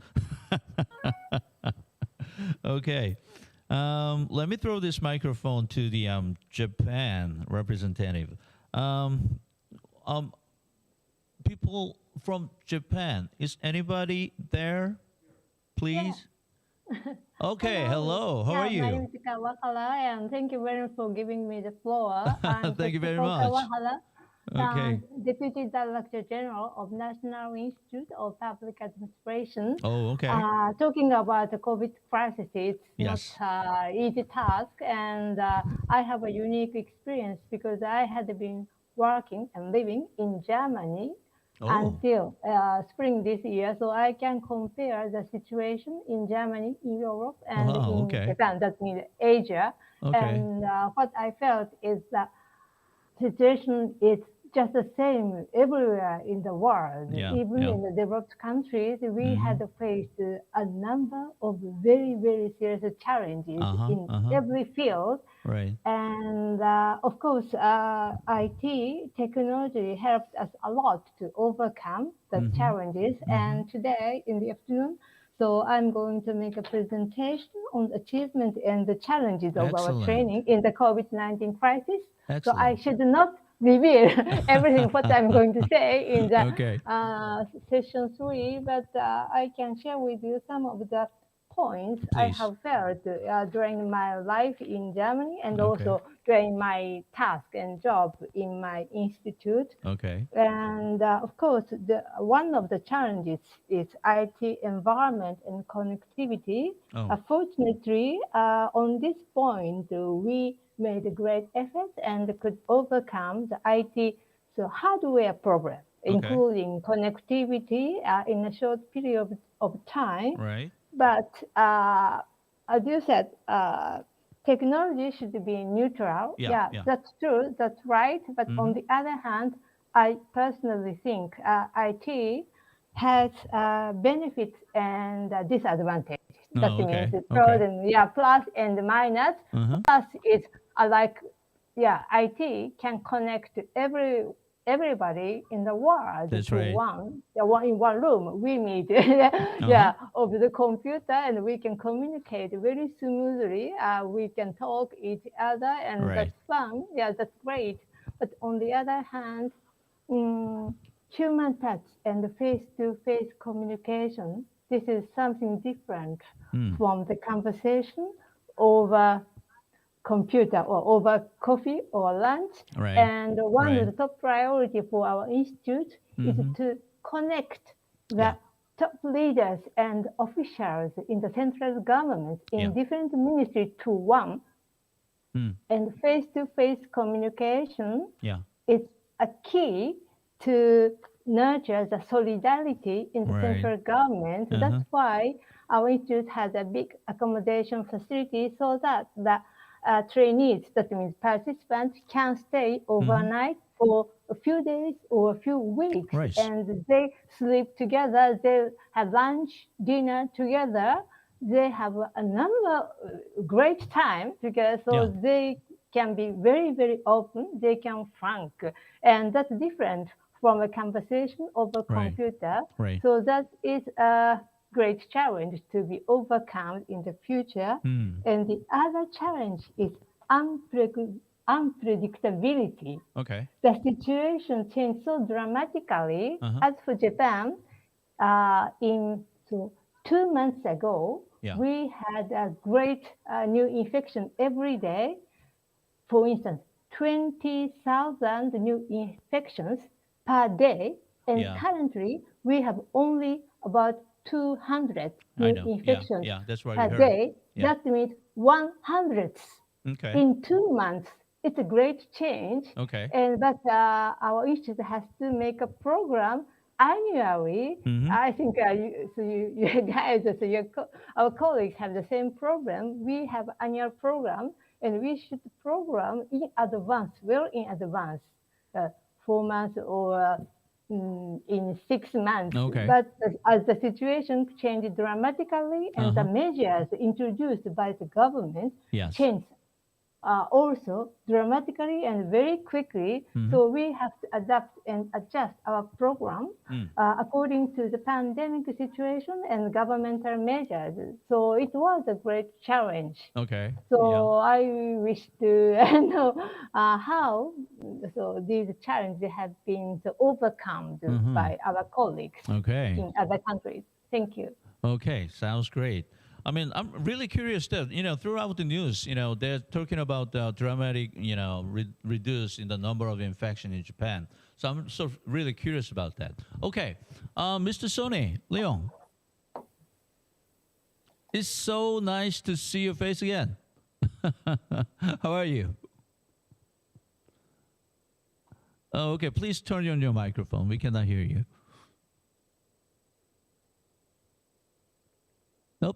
Nope, it's not working. Okay, do something, Mr. Mastermind. Okay, they're having technical problems now. Okay, in the meantime, let me throw this microphone to the Miss Maizura Binti Abdul from Malaysia. Are you there? Oh, Sarah, you have something to say. Okay, you can go first. Sarah? Yes, I just wanted to say that sometimes, even if we truly understand the challenges and the opportunities of the technology and so on and so forth, it opens doors for people with challenges as well. Yeah. And this is something that we overlook, because there are many types of challenges, as we all know. Maybe people with learning difficulties, people with some kind of this kind of disorders or any kind of developmental disorders. Right. It's not that convenient for these kind of trainees to be available in classrooms sometimes. Yes. It's not convenient for them, not for the rest of the people attending the sessions. So I think the technology has really helped those people to be included, to have a life. That is right. And I'm not talking only about the challenged people here, but I'm also talking about people who are reluctant to speak up, because sometimes people have very good technical skills. Professionals could have very, very strong technical skills, very solid educational background, but they are reluctant to stand before public and express themselves or deliver a presentation and so on and so forth. So I think the technology has also opened doors for those kind of people, for these category of people who are reluctant to share their ideas in front of public, but they can share it in virtually as well. Thank you very much. I cannot agree more with you. I mean, providing the proper access to the minority people in the society. I mean, that's the thing that we can easily miss from the perspective of HLD people. But you pointed out a really, really sharp and important factor. Thank you very much. Okay, Mr. Sone, Leon, is your problem solved? No. We cannot still hear you. Okay, now, Miss Maizura Binti from Malaysia, are you there? Oh, somebody's raised their hand. Who's it? South Africa. Okay, go ahead, please. No, thank you very much. The colleague from, I hijacked Miss Maizura. That's okay. That's okay. That's the way it is. No, the colleague from Japan just raised a very important issue about technology needing to be equal and the ground being level. Yeah. One of the difficulties one experienced is the issue of the language. Obviously, most of these platforms that we have in English, and we had an issue of of the instructional design for the elderly. If you say that, for an example, the senior officials that were already having difficulty with this technology that comes between them and the learning. And now then there's the issue of the language already. Again, because the platform, you have to interact in a different language, which Right. They have to figure out without the facilitator to mediate, and especially if they have to do the work by themselves. And yeah, that became another challenge. Yes, yes. You raised another, critical issue here. Okay, I saw hands from. I saw hands from the from Malaysia. Are you there, Miss Maizura Binti? Yeah, I'm here. Okay, let me see your face. It's good to see you back again. Okay, thank you, Professor. Okay, go ahead. Hi, it's good to hear all the participants' insights. Okay, the things that I want to share is the opportunity that arise from the pandemic. Because if you were to see all the literature review that we have, it's talking all about all the sad stories. Maybe it has impacted us so much that we focus too much. But moving forward, I guess we have to look at the opportunities. But in terms of when we look at the opportunities, we have to consider a few factors, such as okay, firstly, the technology is the keyword that we have heard so many times today in terms of technology adoption. But when we talk about technology adoption, we have to consider that our public service consists of different generations. Right. Maybe for the new generation is an easy thing for them. Yeah. But let's say could be the top management. Last time they used to get all the details on their table, but now they have to log in themselves. Right. They have to click whatever button, they have to do it themselves. So the process of educating this generation, there's a gap we have to address in our training pedagogy. So the other thing is when we talk about automation, we also talk about the changes in the structure of the human resource. Right. Maybe some jobs, new jobs are created. Yeah. And some jobs will be destroyed. So this is the things that we have to adjust our training profile so that the learning could be continuous without affecting the public service delivery to the people. Definitely. I guess the human interaction is very important because we used to have physical interaction when we conduct our classes. Right. But now we have to change. Maybe the closest that we have now is the blended learning. In terms of blended, you can have both options, physical or online. In case that, let's say, in Malaysia, when we conduct our training, at times we have some cases. So we have to automatically, the next day we have to change to online mode. Yeah. Maybe today we have the physical mode, tomorrow you have online mode. So the changes make us more flexible. Right. So this is the way forward. Thank you. Okay. Wow. Thank you very much. Thank you very much for your insight. Okay. We have a couple of the friends from my country, Korea. Let me throw this microphone to the Miss An Byung-ju. Are you there? Miss Byung-ju An, are you there? No, it's not. Okay, good. That's good. Huh? Bulgaria. Okay, good. We have a representative from the Bulgaria. Are you there? If you are, please raise your hand and choose topic. Oh, okay. Good to Yes, see of you. course. Good. Nice to meet you. Nice to see you, everybody. Thank you for inviting us Okay. to this forum. I represent the Bulgarian Institute of Public Administration, which is an executive agency under the government, the Council of Ministers of the Republic of Bulgaria. And as such agency, we are responsible for the civil servants' continuous training and development, as well as strengthening the capacity of the institutions to meet challenges of the public policy. So the human resources management of the public sector is undergoing profound changes more than ever before. And it is very, very hard to identify and develop and quality management of the people competencies. Right. So I could share a very good practice from us that in every Bulgarian public administration, the civil servants have obligatory annual individual competence plans, as well as regular performance dialogue with the managers, which is the ground for assuming greater responsibility and to take more initiative to continually develop the organization competencies.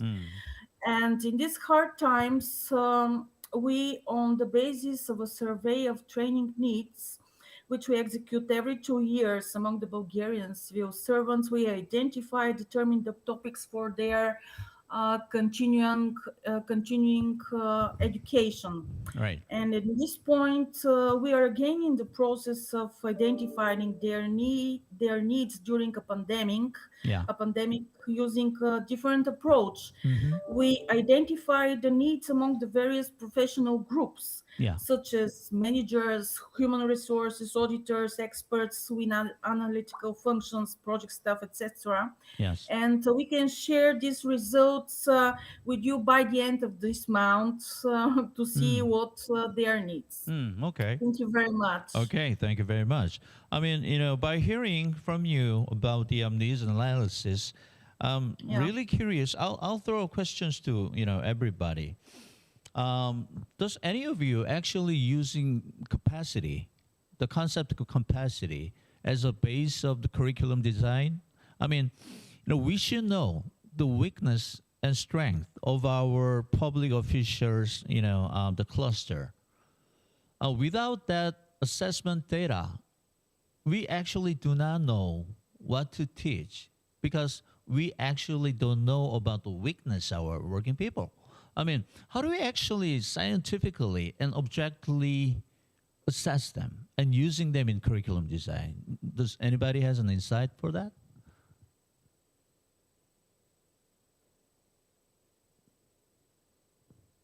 No, I'll throw needless or complicated questions to the table. Okay, I'm not giving up. Okay, I'll throw this question again, and next day. All right. The formal, the presentation of the insights and idea has been done. I mean, did I miss anyone from the people abroad in this conference room? I understand Mr. Sony Leong's audio has a little technical problem, so we actually missed them. I feel really sorry about that, but we will hear from you in the actual session. Let me close this opening session. First of all, thank you very much. I really appreciate your ardent participation and your passion in collaboration. I mean, really, I cannot really thank more for it. So, let us move to the real discussion session. I mean, countries, case sharing session, day 1, after the break. So, thank you very much for your participation, and I will see you again on Wednesday in Korean time. Thank you very much. And, once again, it's good to have you back in here. Thank you. Okay. Anybody? Okay, good. Thank you.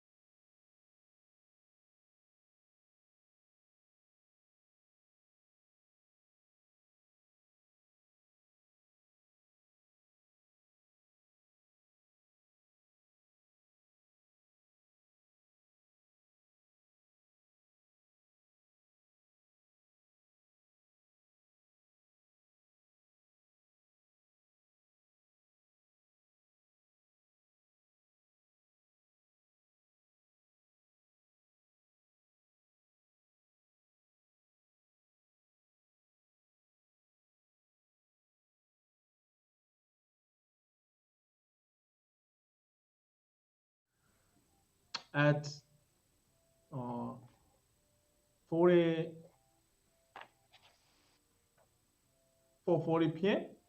as we planned.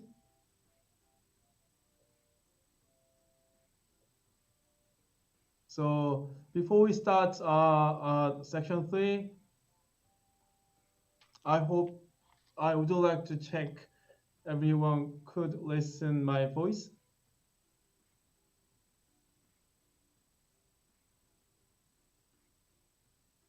Okay, thank you. Thank you very much. Thank you very much. We had a wonderful presenter from the Japan. Okay, thank you very much. Once again, thank you for joining us. We appreciate your participation of section 3. This is Woo Jae-yoon, a professor of NHI. I'm going to be today. Before I move on the section 3 presentation, would you turn on your screen camera so we could see each other? Thank you very much. Thank you. Thank you. Thank you very much. Also, if it's possible, we're going to introduce each other to get to know. Right? Thank you. So I'm going to ask you, Prudentia, of introduce yourself. Thank you. Good afternoon, everybody. It's nice participating in this very prestigious forum. So I am Prudencia Chapajong from Cameroon. I am a student of Master's Development Policy at KDI School. So in this forum, I am participating as a rapporteur. Thank you. Thank you very much. Thank you for your wonderful introducing yourself. And how about Nam Uju? Yeah, Nam Uju. Thank you.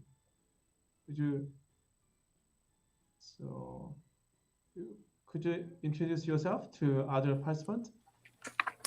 Hello, everyone. I'm the member of the National Institution of Environmental Human Resource Development. It is very nice to meet you. I'm very excited about today's conference session.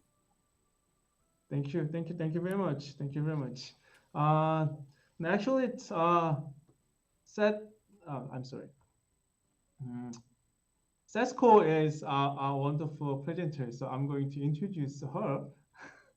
So just give me a chance to introduce yourself. Yeah, thank you very much. So my name is Setsuko Kawahara. I'm the Deputy Director General of National Institute of Public Agency. It's great to be here, and it's really nice to get to know a number of nice colleagues. Thank you. Thank you very much. Is there anyone who would like to share or introduce yourself? Not yet.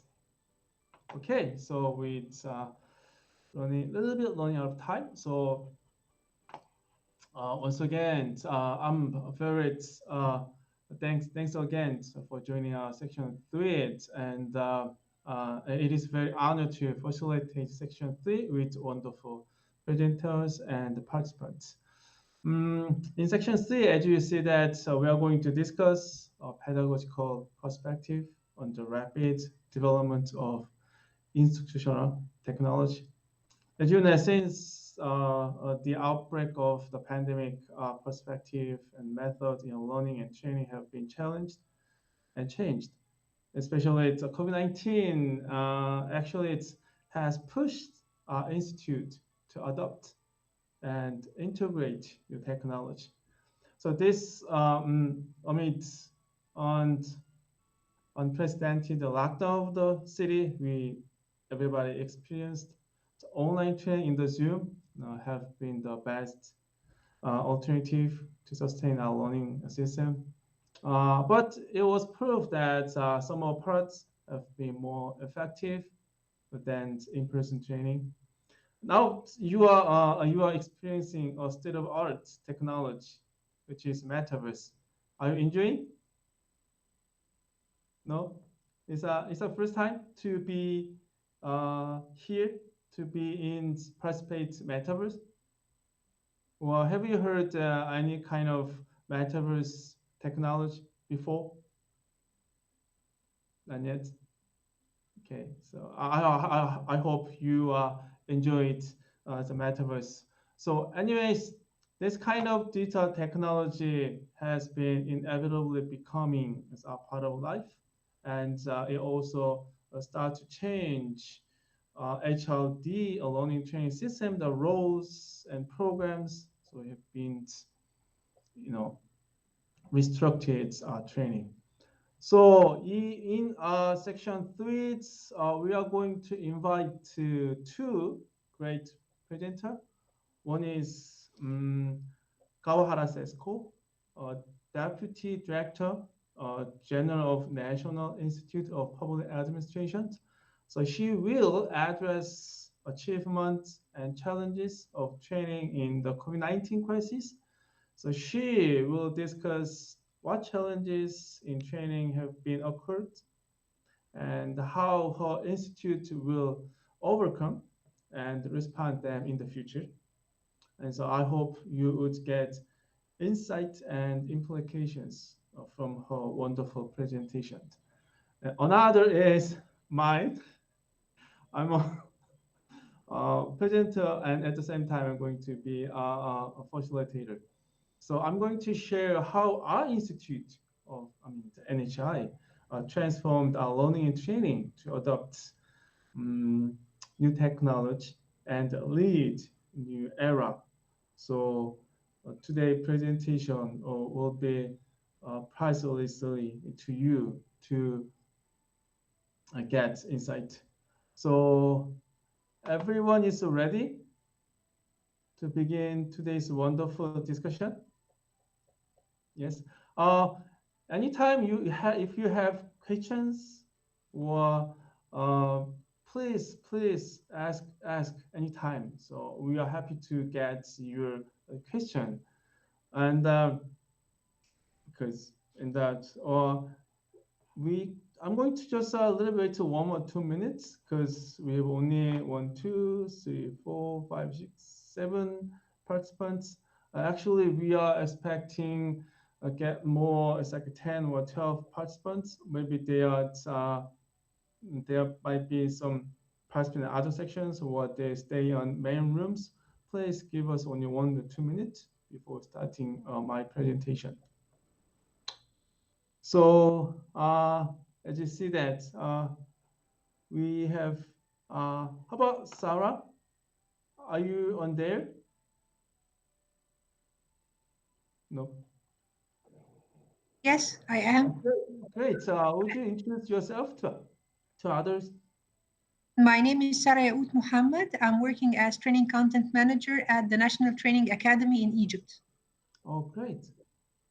Okay, so what are your expectations of today? Actually, I'm mainly very much concerned about the curriculum redesign work that has been done in order to accommodate the new norm, and how is it different to deliver the very same course in face-to-face mode versus online mode.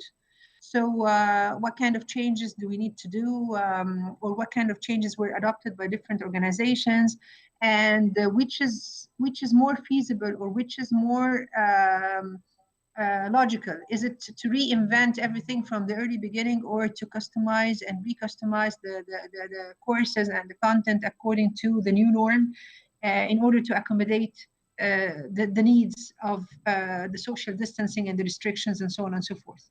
So these are the main points I'm interested in.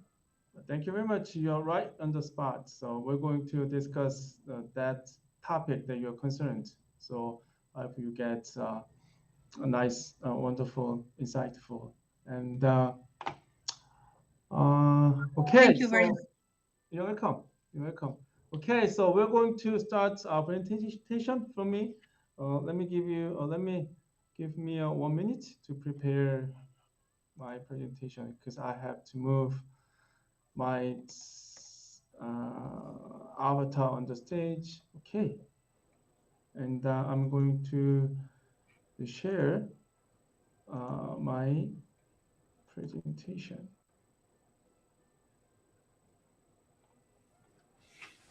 So, okay, so everybody could see my presentation? If your screen is too small, if you click it, it could be wider. Okay. Thank you. Okay. Okay, I'm going to start my presentation today. Does everybody see my presentation material? Yes? Great. Great. Thank you very much. Your response. Today, I'm going to, as I told you before, I'm going to discuss how our institute adopt and respond with a new era, which means COVID-19. And we have been through unprecedented situations. So we had to transform our traditional training program into the digital-based learning and training. So I'm going to share how we could do it. Okay. Oh, hold on, please. Oh, I'm sorry. So, okay. So today it's I'm sorry, still a bit time. So firstly, I'm going to discuss how the COVID-19 has changed the HLD. And secondly, I'm going to talk about our preparedness of NHI. The question is, are we ready to respond to the future or current COVID-19 situation? And the lastly is how we have transformed our HLD to lead digital-based learning and training transformation. Okay. As you know that the COVID-19 has restructured entire HLD system and the road. It has accelerated a way of adopting innovative methods and learning training. But the question caused by the pandemic in our institution, how HLD function could reduce the skill gaps of our members. That's the key question of our HLD Institute. A rapid digital transformation under health crisis has demanded our members to obtain new skills and enhance current skills simultaneously. That's the key question and our core task. So, and also, new digital technology and methods have been emerged and integrated in learning and training. And these innovative methods have played a crucial role for transforming our HLD. And actually, our institute have adopted virtual learning, GBL, AI-based adaptive learning, and the flipped learning, micro-learning area of where we're going to plan to adopt next year. So there's a new emergence of digital-based HLD with new technology. So as you see that actually this change, the COVID-19 and new technology, this kind of change have shifted our HLD to renovate our online training and informal learning in terms of systems and the role. And from that, it has to be changed in terms of system and role to adopt and adjust our training program and learning. So in terms of a system, we have revised, HLD guidelines, which include new forms of online learnings to proactive response to a new paradigm. Also, we have reinforced anywhere, anytime learning system. That makes our members available to learn in their remote workplace under digital environment, because we've been, staying at home for a long time for social distancing.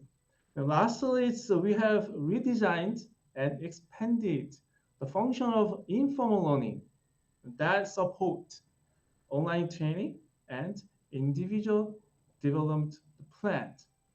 So we haven't changed a lot of systems to adopt new digital environment and COVID-19. Okay. Is there any problem to listen my voice? Any disruption? No, thank you.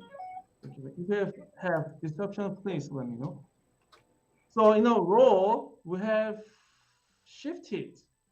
Actually, we have changed our traditional role to the new roles to adapt digital-based and training transformations. We have overhauled our roles to maximize and lead the evolution of public HLD, because we have redesigned the role as a provider, a consumer, and designer, and architecture, especially in architecture. So we provide them the role to be an architecture, to redesigned, redeveloped, resharing for changing digital-based learning training. So it takes a lot of time. So anyway, that requires to change our role. So the COVID-19, have innovated our HLD interim system and roles. Now we have question how we could respond and prepare. So new era of, which means with COVID-19. So we are planning to back to the not normal, but we're going to live with COVID-19. Can you ready? Our institute. So to find the answer to that, actually we wanted to know where we are. It's exactly what levels we are when it comes to HLD organizational level. So are we right on the track and path for new digital transformations? So we analyze our preparedness for transformation. Fortunately, it's okay. Everybody see that it's no problem, right? Yeah, everybody see that my presentation. Thank you.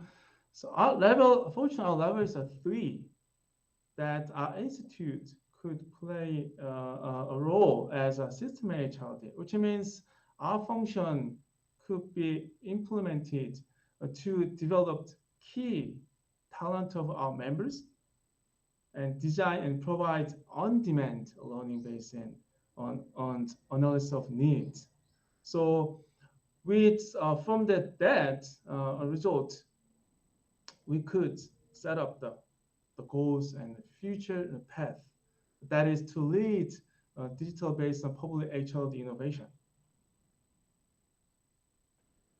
So since 2020, we transformed our training program to digital-based learning and strengthen the R&D function. So in a digital learning transition, we have promoted and developed the flipped learning in broad range of level, from the junior to executive. And we have been researching and developing the latest learning methods and provides the manuals for digital transformation to other institutes of Korea. And also we have innovated the e-learning platform by diversifying the e-learning methods and contents. However, it is all far away to reach the final goals, because as I mentioned that we were facing the new paradigm that is living with COVID-19. So our question is, what HLD should be changed to respond with COVID-19 in terms of digital transformation? That's the key question. So for that, we have defined our learning types, which are e-class learning and e-learning and offline learning. So we believe that we could design different combination of types and we could increase and improve the effectiveness and efficiency. As you see there, we could combine, we could differentiate 7 learning types. Depends on the subject of training, objective, or characteristics of the participant. So based on that, I mean, you have already my principle materials. Each type has advantage, disadvantage in terms of objective, characteristics of subjective. So our question and key task is how we could maximize the combination of learning types in terms of effectiveness and efficiency. When it comes to effectiveness, the offline learning is the best, but efficiency is the lowest. So we wanted to know, increase, maximize effectiveness and efficiency at the same time. So for that, we have established the frame of learning transformation. So it has two factors. The first is we define domains of learning, which is the goal of learning and training. Level 1, it is just to get information. It's simple.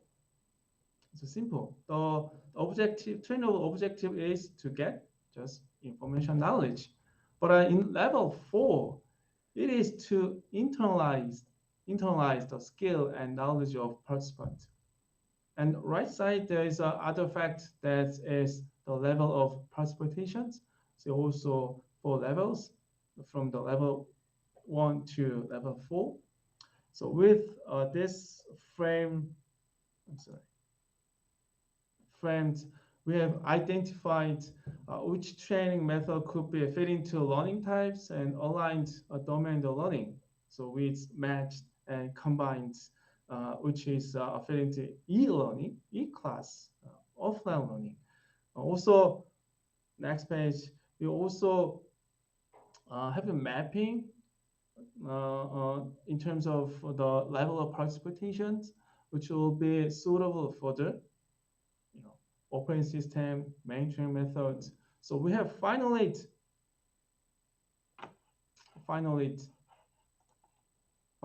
have the map, this map that guides us how we could align each factors in terms of effectiveness and efficiency along with digital transformation. So this is, we have done almost every single program of our institute. So to map this program based on factors, this is main methods, operating system, and training methods. So we combined everything in a map. So this is one of example of combining of learning types with a domain of learning, a level of participation, and the learning method. So this training was not only determined by several factors, as I mentioned before, also we calculated which learning types could be maximized, the effectiveness and efficiency. So running time. So we have for preparing with COVID-19, we have learner reform model, core factors and types. So based on that, we have restructured our digital-based learning and training. So from so far, so good. And I think we have achieved the short-term goal based on our analysis and map. And also, we are under still a journey to achieve the long-term goal. And our last mission is to validate the actual of efficiency and effectiveness. We have a map, and we redesigned every single learning program, but we haven't we haven't done any validated test. Is it really effective or not? Whether or not. So next year or end of years, we have a lot of data. So we're going to analyze and validate the database online training reform. So once again, thank you for your pay attention, and I hope you would have questions. So we're going to have 10 minutes to discuss and to answer the question from my wonderful participants. I think we have it.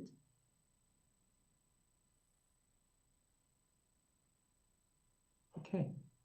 Is anyone or anyone who have questions? Okay, thank you for.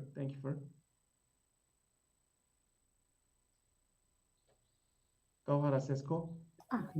Thank you. Thank you so much for the great presentation. I have one simple question.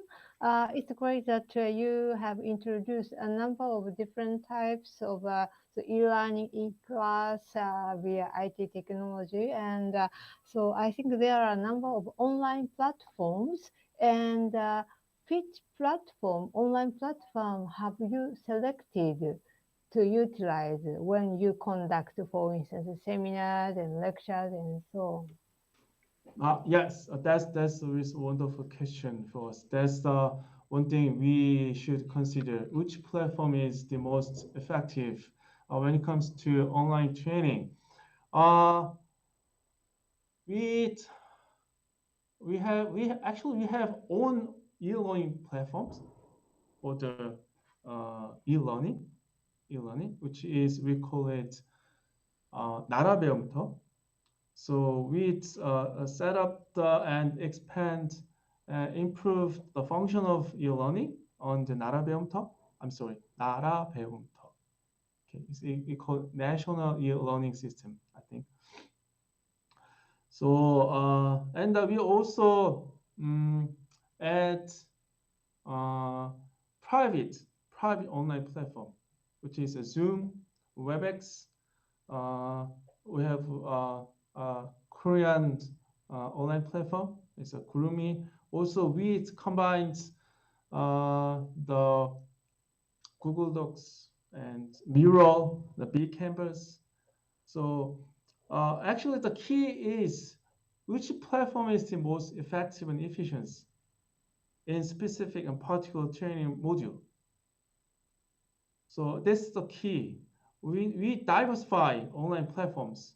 We do not use just one platforms. So because to improve efficiency, effectiveness, we should know, and we should our training program fit into the online platform.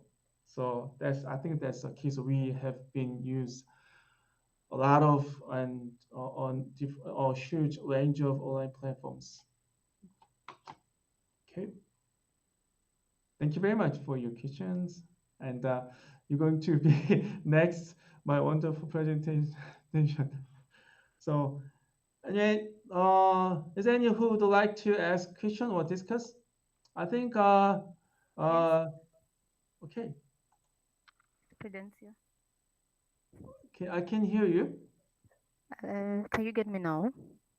Yes, yeah, I can get it. Okay. I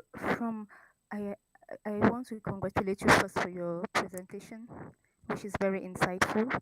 So my question goes thus, because I realized that your design has been designed for higher education. But what about those who are students like in the secondary education? Is there any strategy that you are thinking you could put in place that could be to the benefit of students in the secondary level and not only for very high levels of learning? Thank you very much. Your wonderful question. Actually, we have been trying to cover all level of public officers. as I mentioned, that from junior to executive. Am I right? Is it right? You want to? Because there's some noises on your mic, so a little bit hard to catch your questions. Yes, just go ahead. I'm getting your answer. Okay, actually we had a lot of difficulties to redesign to fit digital transforming into each level, because each level has different participants, and also they have particular characteristics. Because the executive level, some of participants is not are not willing to use technology, right? Or they're not easy to use it. So also some of a level is also unwilling to or reluctant to participate offline learning, because they are more favor to the e-learning, because they say they could save time. So actually, as you see that, I'm going to share the. So as you see the map, this map, I didn't put the details on that because I run out of time. So as you see the main training methods, we defined the characteristic, which is fitting to the e-learning, which is fitting to the specific particular participant of each level. And lectures, debate, role play, case study, which is suitable for the digital method, right? Also, we analyzed, as you see, the domains of learnings, level of participants, what they want to know. They just want to get information, what they just want to know, internalize their skills. So actually, the behind the scene, there's more than 100 pages and contents and analysis results. So the key is you should analyze the specific function or characteristics of a level or participant. I hope my answers will be helpful to you. Thank you. I think, is there any other questions or discuss you would like to? I think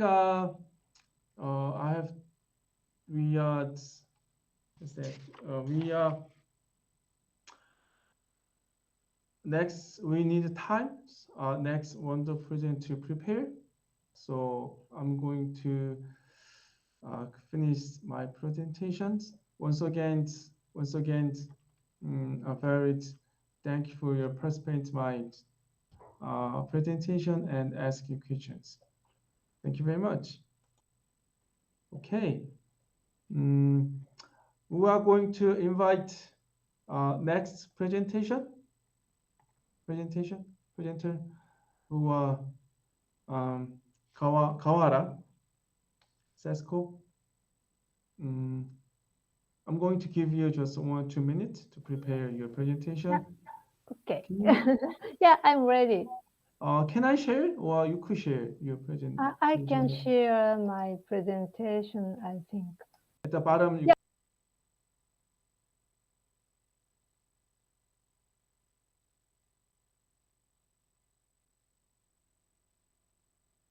There are no questions further. So if you have any question, we have still more time after the second presentation. So thank you so much once again, Professor Cho, for your excellent presentation and question and answer session.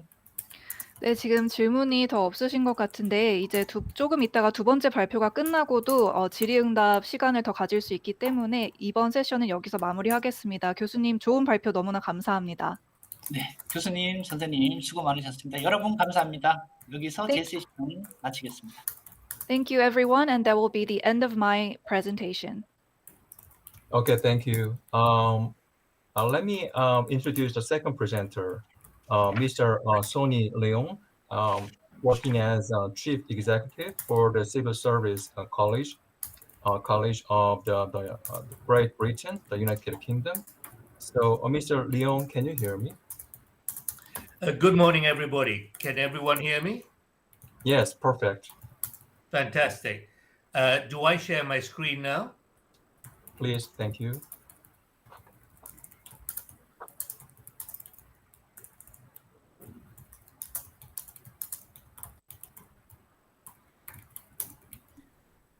Can everyone see the screen? Very clear. Thank you. May I start? Yes, please. Good morning, good evening to everyone who's in the session 1 room. I'm sorry I was a bit late this morning. As you know, we are 9 hours behind Korean time, and I wouldn't be able to get to your office for 4 o'clock in the morning. So I'm pleased to be here today. I'm honored to have been asked to share some thoughts about the impact and challenges that COVID-19 has and will bring to our workplaces and workspaces in the future. The past 2 years have been really challenging, to say the least, on so many levels. Many of us will have experienced considerable personal difficulties and challenges, and some of us here may have had the awful experience of losing loved ones whom we knew and to this terrible virus. The initial sense of fear and sometimes panic at the beginning of the pandemic was gradually replaced by a general nagging anxiety, a monotony, and for many people, a sense of isolation they had never ever experienced before. Our colleagues working in the health sector, especially at the front end, have borne the heaviest burden throughout, and we rightfully should pay tribute to their dedication and incredible work under relentless pressure. But there have been short and long-term impacts to us all. And as we hopefully move slowly towards a post-COVID era and hopefully a pandemic, we need to acknowledge that some things are forever altered. Many thousands of people will have to learn to live with still uncertain long-term effects of this so-called long COVID. Many more will have had to and may continue to face difficulties with their mental health caused by living through these strange and very challenging times. Surviving the pandemic has caused us to make fundamental shift in the way we live and work. Nobody will emerge from this pandemic unchanged. And while the disruption to all our personal and family lives have been ongoing, in our professional lives, we have had to make enormous adaptations to the ways in which we organize and manage our workplaces. As managers, we have had to find ways to keep our systems, department, and services running, while at the same time recognizing that our colleagues will have been trying their best to cope with all the issues that I've just outlined. It is quite a remarkable shift in attitudes and behaviors, and central to our capacity to cope has been communications technology, a key weapon in our arsenal as we have fought to keep things running. Just imagine if this pandemic has happened 10, 20, or even 30 years ago. While poor internet connections and never quite being sure if you are on mute have been irritations, imagine if we have been trying to run our offices via fax instead of emails. It's easy to forget just how much technology has evolved in the past few years. And now, iPhone that we all take for granted, our smartphones, was only launched not so long ago in 2007, just 14 years ago. And the ways in which It is challenging the ways and changing the ways we think, work, and communicate. I'd like to share my presentation under 4 main themes, if I may. I'm trying to get on my slide.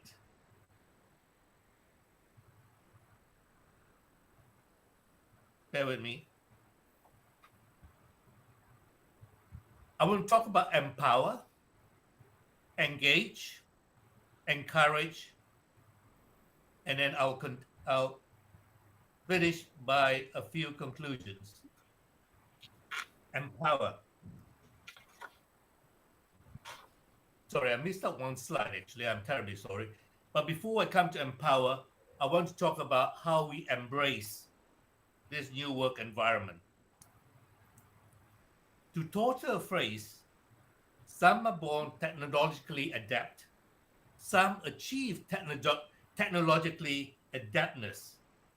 But in the past 2 years, we have all had technology thrust upon us. This change was coming anyway, but the pandemic has forced many of us to adopt it much more quickly than we otherwise may have chosen to. Those of you, and many of us as well, with teenage children in particular, will have already noticed and perhaps been baffled by the ways in which virtual world has been embraced by those born in the 21st century, who have never known a world without the internet. And even for those of us a few years older, online shopping, watching streaming on-demand TV and films, streaming music, keeping in touch with friends and family on social media, all these things have now become commonplace. Curiously, our workplaces and working habits, particularly in the public sector, have tended to lag behind these changes in our lifestyles. In an age of modern mobile telephones, laptops, and tablets, many of us had not really questioned the habit of remaining curiously attached to working on a computer, on a particular desktop, in a particular office to which we commute to day in, day out, cram alongside millions of others almost every day. Now, empower. Ironically, all governments mandated us from working from home has actually freed us to question these habits, liberated us from the customary patterns, and enable us to perform and adopt a different approach. There are many potential advantages, not least in unlocking those often hidden barriers to entry in the workplace, especially for women, such as caring responsibilities, as well as demographic and geographic factors that pull people towards bigger towns and cities and the drudge of daily commute. Just think of the time and money that has been saved, let alone the environmental impact of fewer cars in rush hour traffic, from more people working at home during the lockdowns. The traditional workplace and working patterns are often at odds with the demands of a busy modern family life. Children and their school activities, medical appointments, sick or elderly relatives, deliveries, even just the upkeep of an household, which can create stress and lead to time off or difficult choices, which in turn may discourage otherwise capable and talented people from considering or progressing in certain jobs. Does it really matter whether the spreadsheet for tomorrow is completed at 9 p.m. after the children are in bed, after some quality time with their parents, rather than 5 o'clock before someone clocks off the office for the cramped journey home? Is working at home to wait for an essential delivery less efficient than taking a morning off, only be told that expected delivery will be a couple of hours later than expected? Probably not. So we, all of us as managers, should strive to be more open and adaptable to suit the needs of our teams. As we move through the third decade of the century, increasingly shaped by the developments in our technology that our younger selves would have considered to be in the realms of science fiction. Let's talk about engage. So how do we respond to this change from the workplace to the workspace, whether that is in the kitchen table, the spare room, or a local coffee shop? I think there are two important principles to bear in mind. Trust. We need to trust people, and clear communication. We all need to be able to trust our colleagues and know that their work is being done. But then, that has always been the case. Being present is not a guarantee of efficiency or productivity. So in a hybrid working environment where we may not see our teams in the office every day, we need to develop new relationships of trust rather than suspicion. Yes, deadlines may slip, for example, but that hasn't this been always been the case. There may have to be difficult conversation to be had from time to time. But we should look to build upon relationships where we know that our colleagues can be relied upon, and to ensure that we encourage an atmosphere, an environment of mutual trust and respect, rather than mistrust and suspicion. And this is, of course, intrinsically linked to good communication.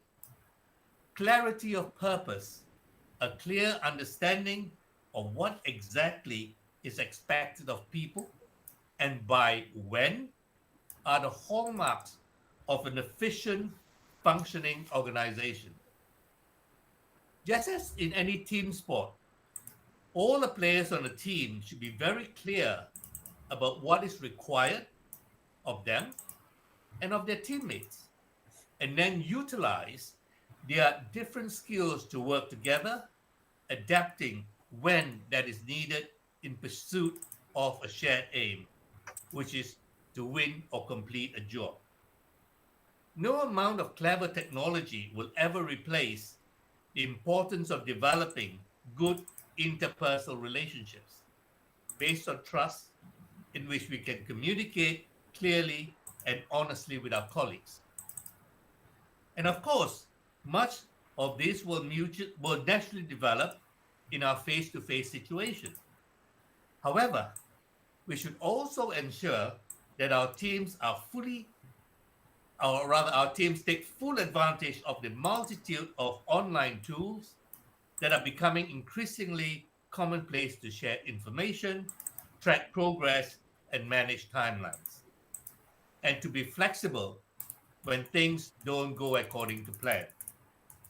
Yes, there may be difficult conversations to be had about missed deadlines, for example, but that was a fact of life long before COVID. Isn't really going to be changed by whether people are sitting in the same office or not.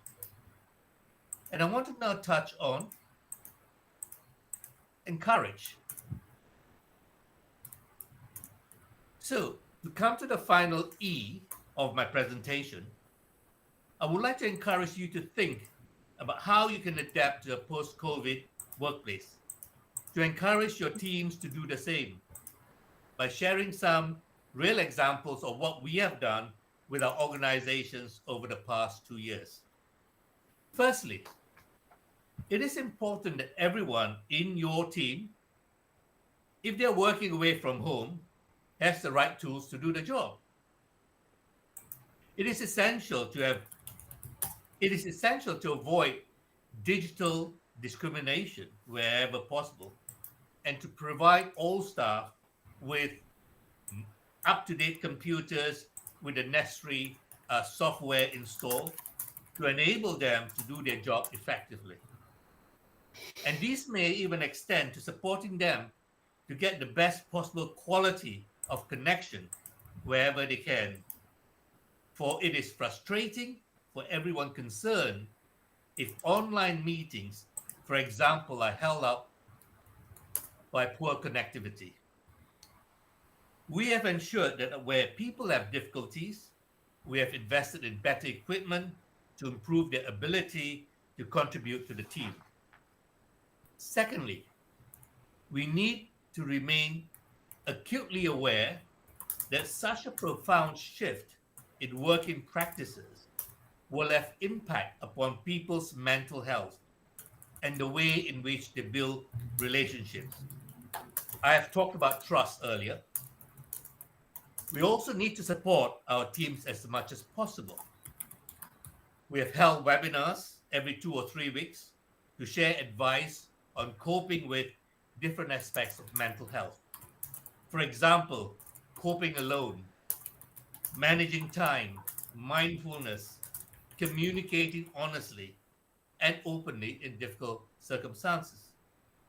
We've also held online, virtual team meetings where we don't really talk about work, but where people can choose to talk about anything they want, whether it's their latest hobby, the latest film or TV program that they've watched, or books that they've read and would like to recommend.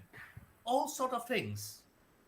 These help us remember that when we are working together in the office, we would normally talk about these things over a coffee break, over a lunch break, or in moments in between meetings, which happen quite naturally. What we have also done, and this is something that I'm quite pleased that we have done so. We have also organized after-work drinks at 5:30 on Friday. All the team logged on, whether using Teams or Zoom. We pour ourselves a glass of wine or beer or whatever, and just talk. Just like what we would do normally when we go out to a bar or a pub after work. So we are trying to replicate what we do in the office virtually.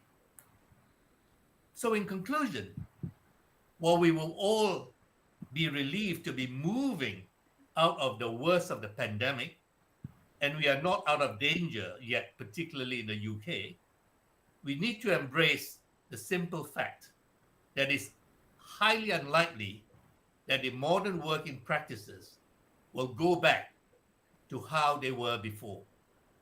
We should recognize the ways in which advancing technology can empower our staff and our organizations, from being more efficient to enabling greater diversity, and we should also engage directly with this brave new world by developing greater levels of trust and recognizing the importance of clear internal communication.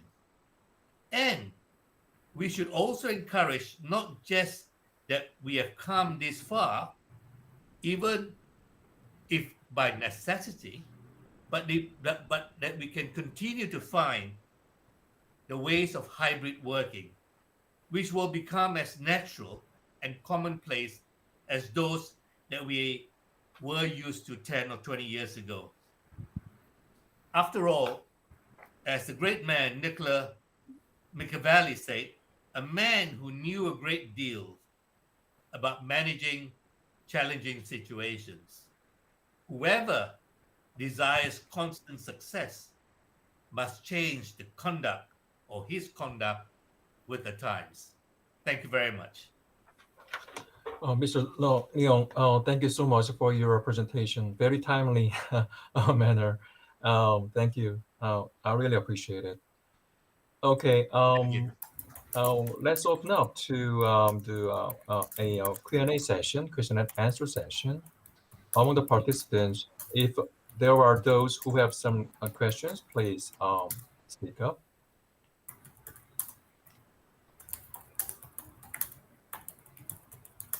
While we are waiting for some questions, Mr. Leong, I have I have one question. You have mentioned 4 keywords. The very last keyword, encourage. The second point of encourage was competition with the private sector. So can you tell us some more about the how can we interpret this point? Competition with the private sector has something to do with dealing with the COVID-19 situation. Yeah, thank you so much for the question. Look, the private sector is probably, I would say, much further ahead compared to the public sector in embracing hybrid working. We whether it's central government, local government, or some of the government agencies and all that, we are so fixated by having people in the office that sometimes when people are not in the office, they think that they are not actually working. So we need to compete with the private sector, or maybe not compete, probably is not the right word, but emulate from the private sector. I see. What do they do? What do they do best that we can incorporate? Now, the private sector, obviously, the objective is profit and efficiency and everything else. Whereas in the public sector, we talk about customer service, citizen service, client facing, and so on. We have to embrace this, that whether people are in the office or not, they can still do the work. And I think we need to encourage our staff to think like that, especially managers, line managers. Line managers like to see people around the office. But now in a new work environment, line managers need to learn the new skill of managing their team in a sort of remote manner. And we are conducting loads and loads of webinars and sessions on how to manage teams remotely. These are the new skills that we in the public sector have to embrace. And that's what I mean by sort of competing with the private sector. Oh, I see. Thank you so much. I think that perfectly makes sense because in the private sector, especially under the COVID-19 situation, they are facing a life or death situation. So they have to innovate themselves every day. But in the public sector, government, we never fail. We never pass away. So we are very slow to innovate ourselves. So as you have mentioned, there are a lot we have to emulate from the private sector, I think. So I totally understood. Okay. Thank you so much. Exactly. Okay, audience, participants, do you have any question?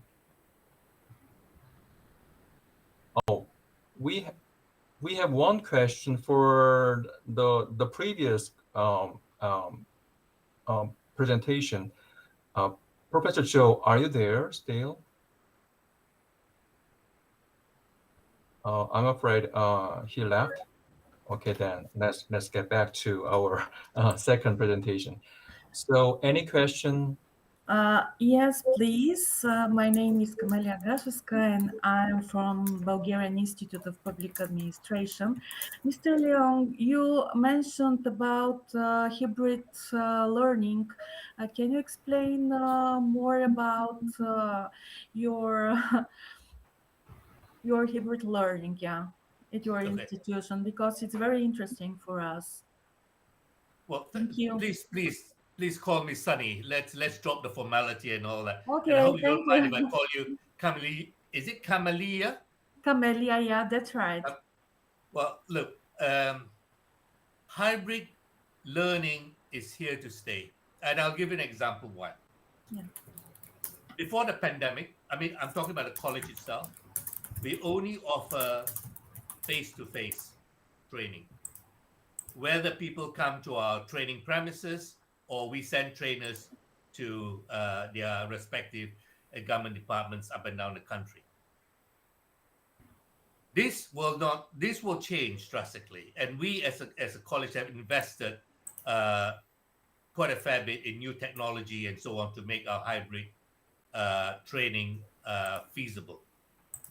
I'll give you an example. In the last 18 months or so, we have actually provided training from places that we would not otherwise have gone to. We have provided training for public sector servants in the Shetland Islands, which is really in the furthest part of Scotland, to St. Helena, which is in the middle of the Atlantic Ocean. So this whole technology have enabled, actually to a certain extent, has democratized people's ability to access quality training wherever they are based, whether they are based at home or in the office. So going forward, all our training will be offered in a hybrid manner, where people want to, if they want to attend to face-to-face, they can come and attend the face-to-face. At the same time, the training is streamed, broadcast to those people that would like to attend it virtually online. So it's the same training. So you have a choice whether you want to attend face-to-face or online. And those attending online, because of technology, we want to enable them to have the same in-person training so that they can network with each other, can talk to each other, they can ask each other's questions, the peer-to-peer learning side of it. So we are adopting this methodology, and in order to do that, we have to cap the number of people attending the training. So no longer will a training have 20, 30 people. The maximum we will have is no more than 10 in any one session.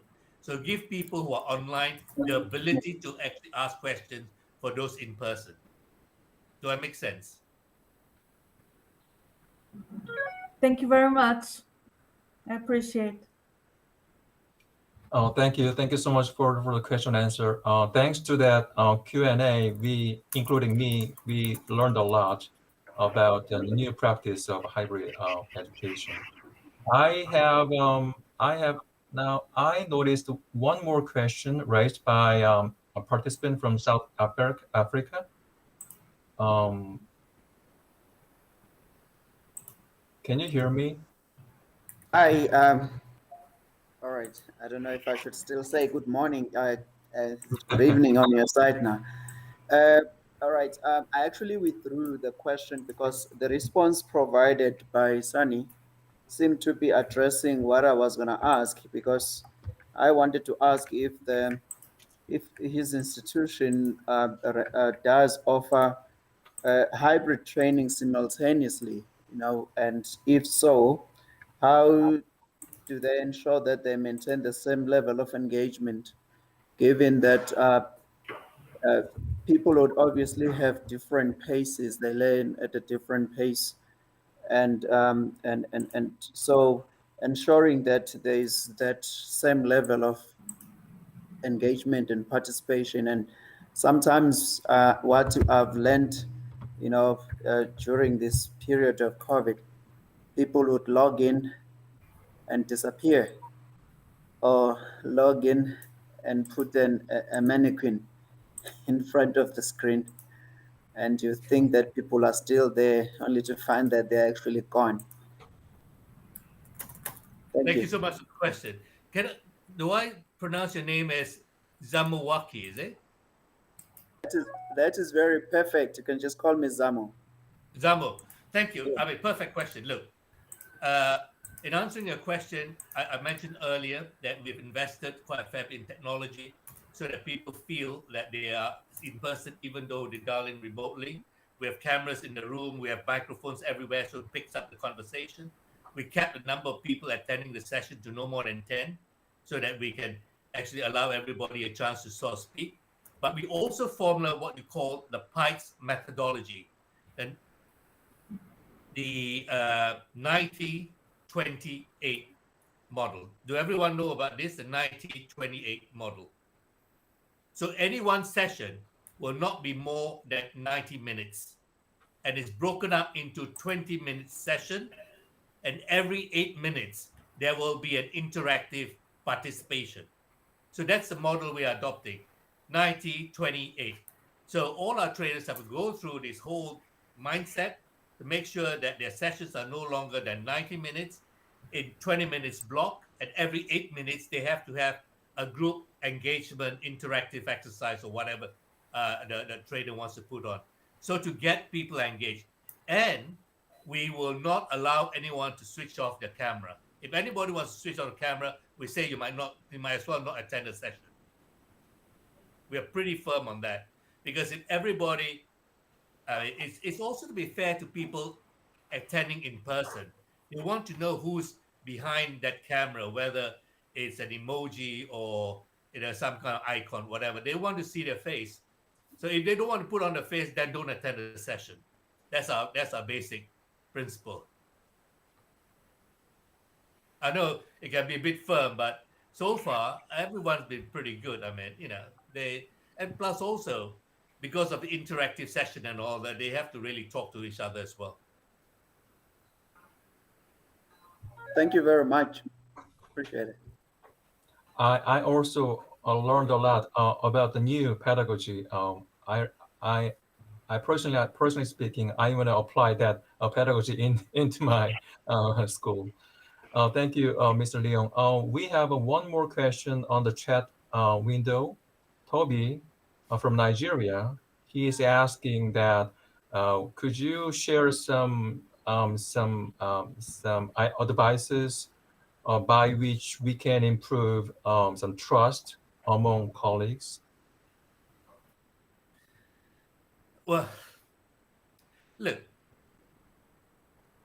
when we work with our colleagues, I mean, look, there is the element of trust, whether we are working with them in the team itself.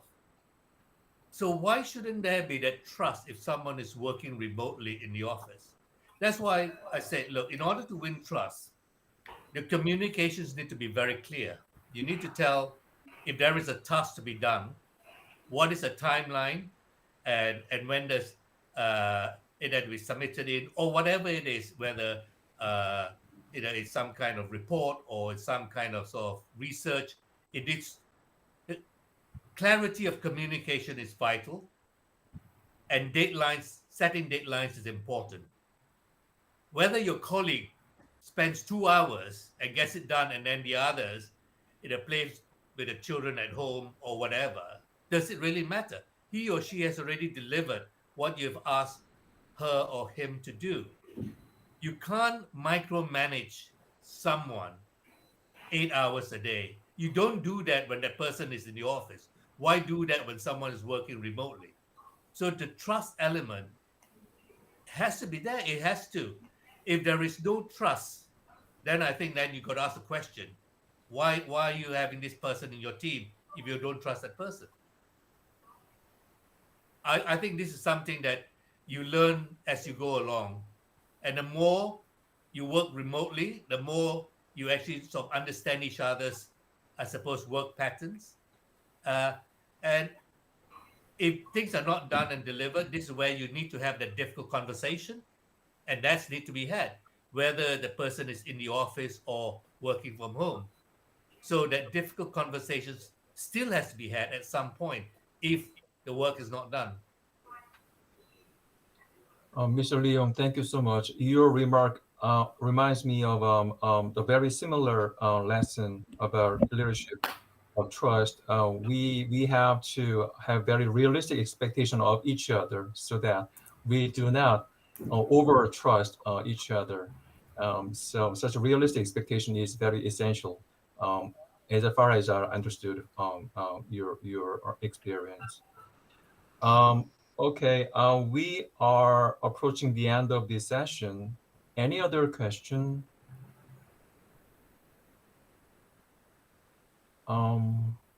Let me count to 3. 1, 2, 3. Okay. I really appreciate the presenters and all the participants for sharing with us a very wonderful time. We will keep up our discussion tomorrow also. So see you tomorrow very soon. Thank you. This is the end of today's session. Thank you so much, very much, Mr. everyone. 감사해요, 교수님. Thank you.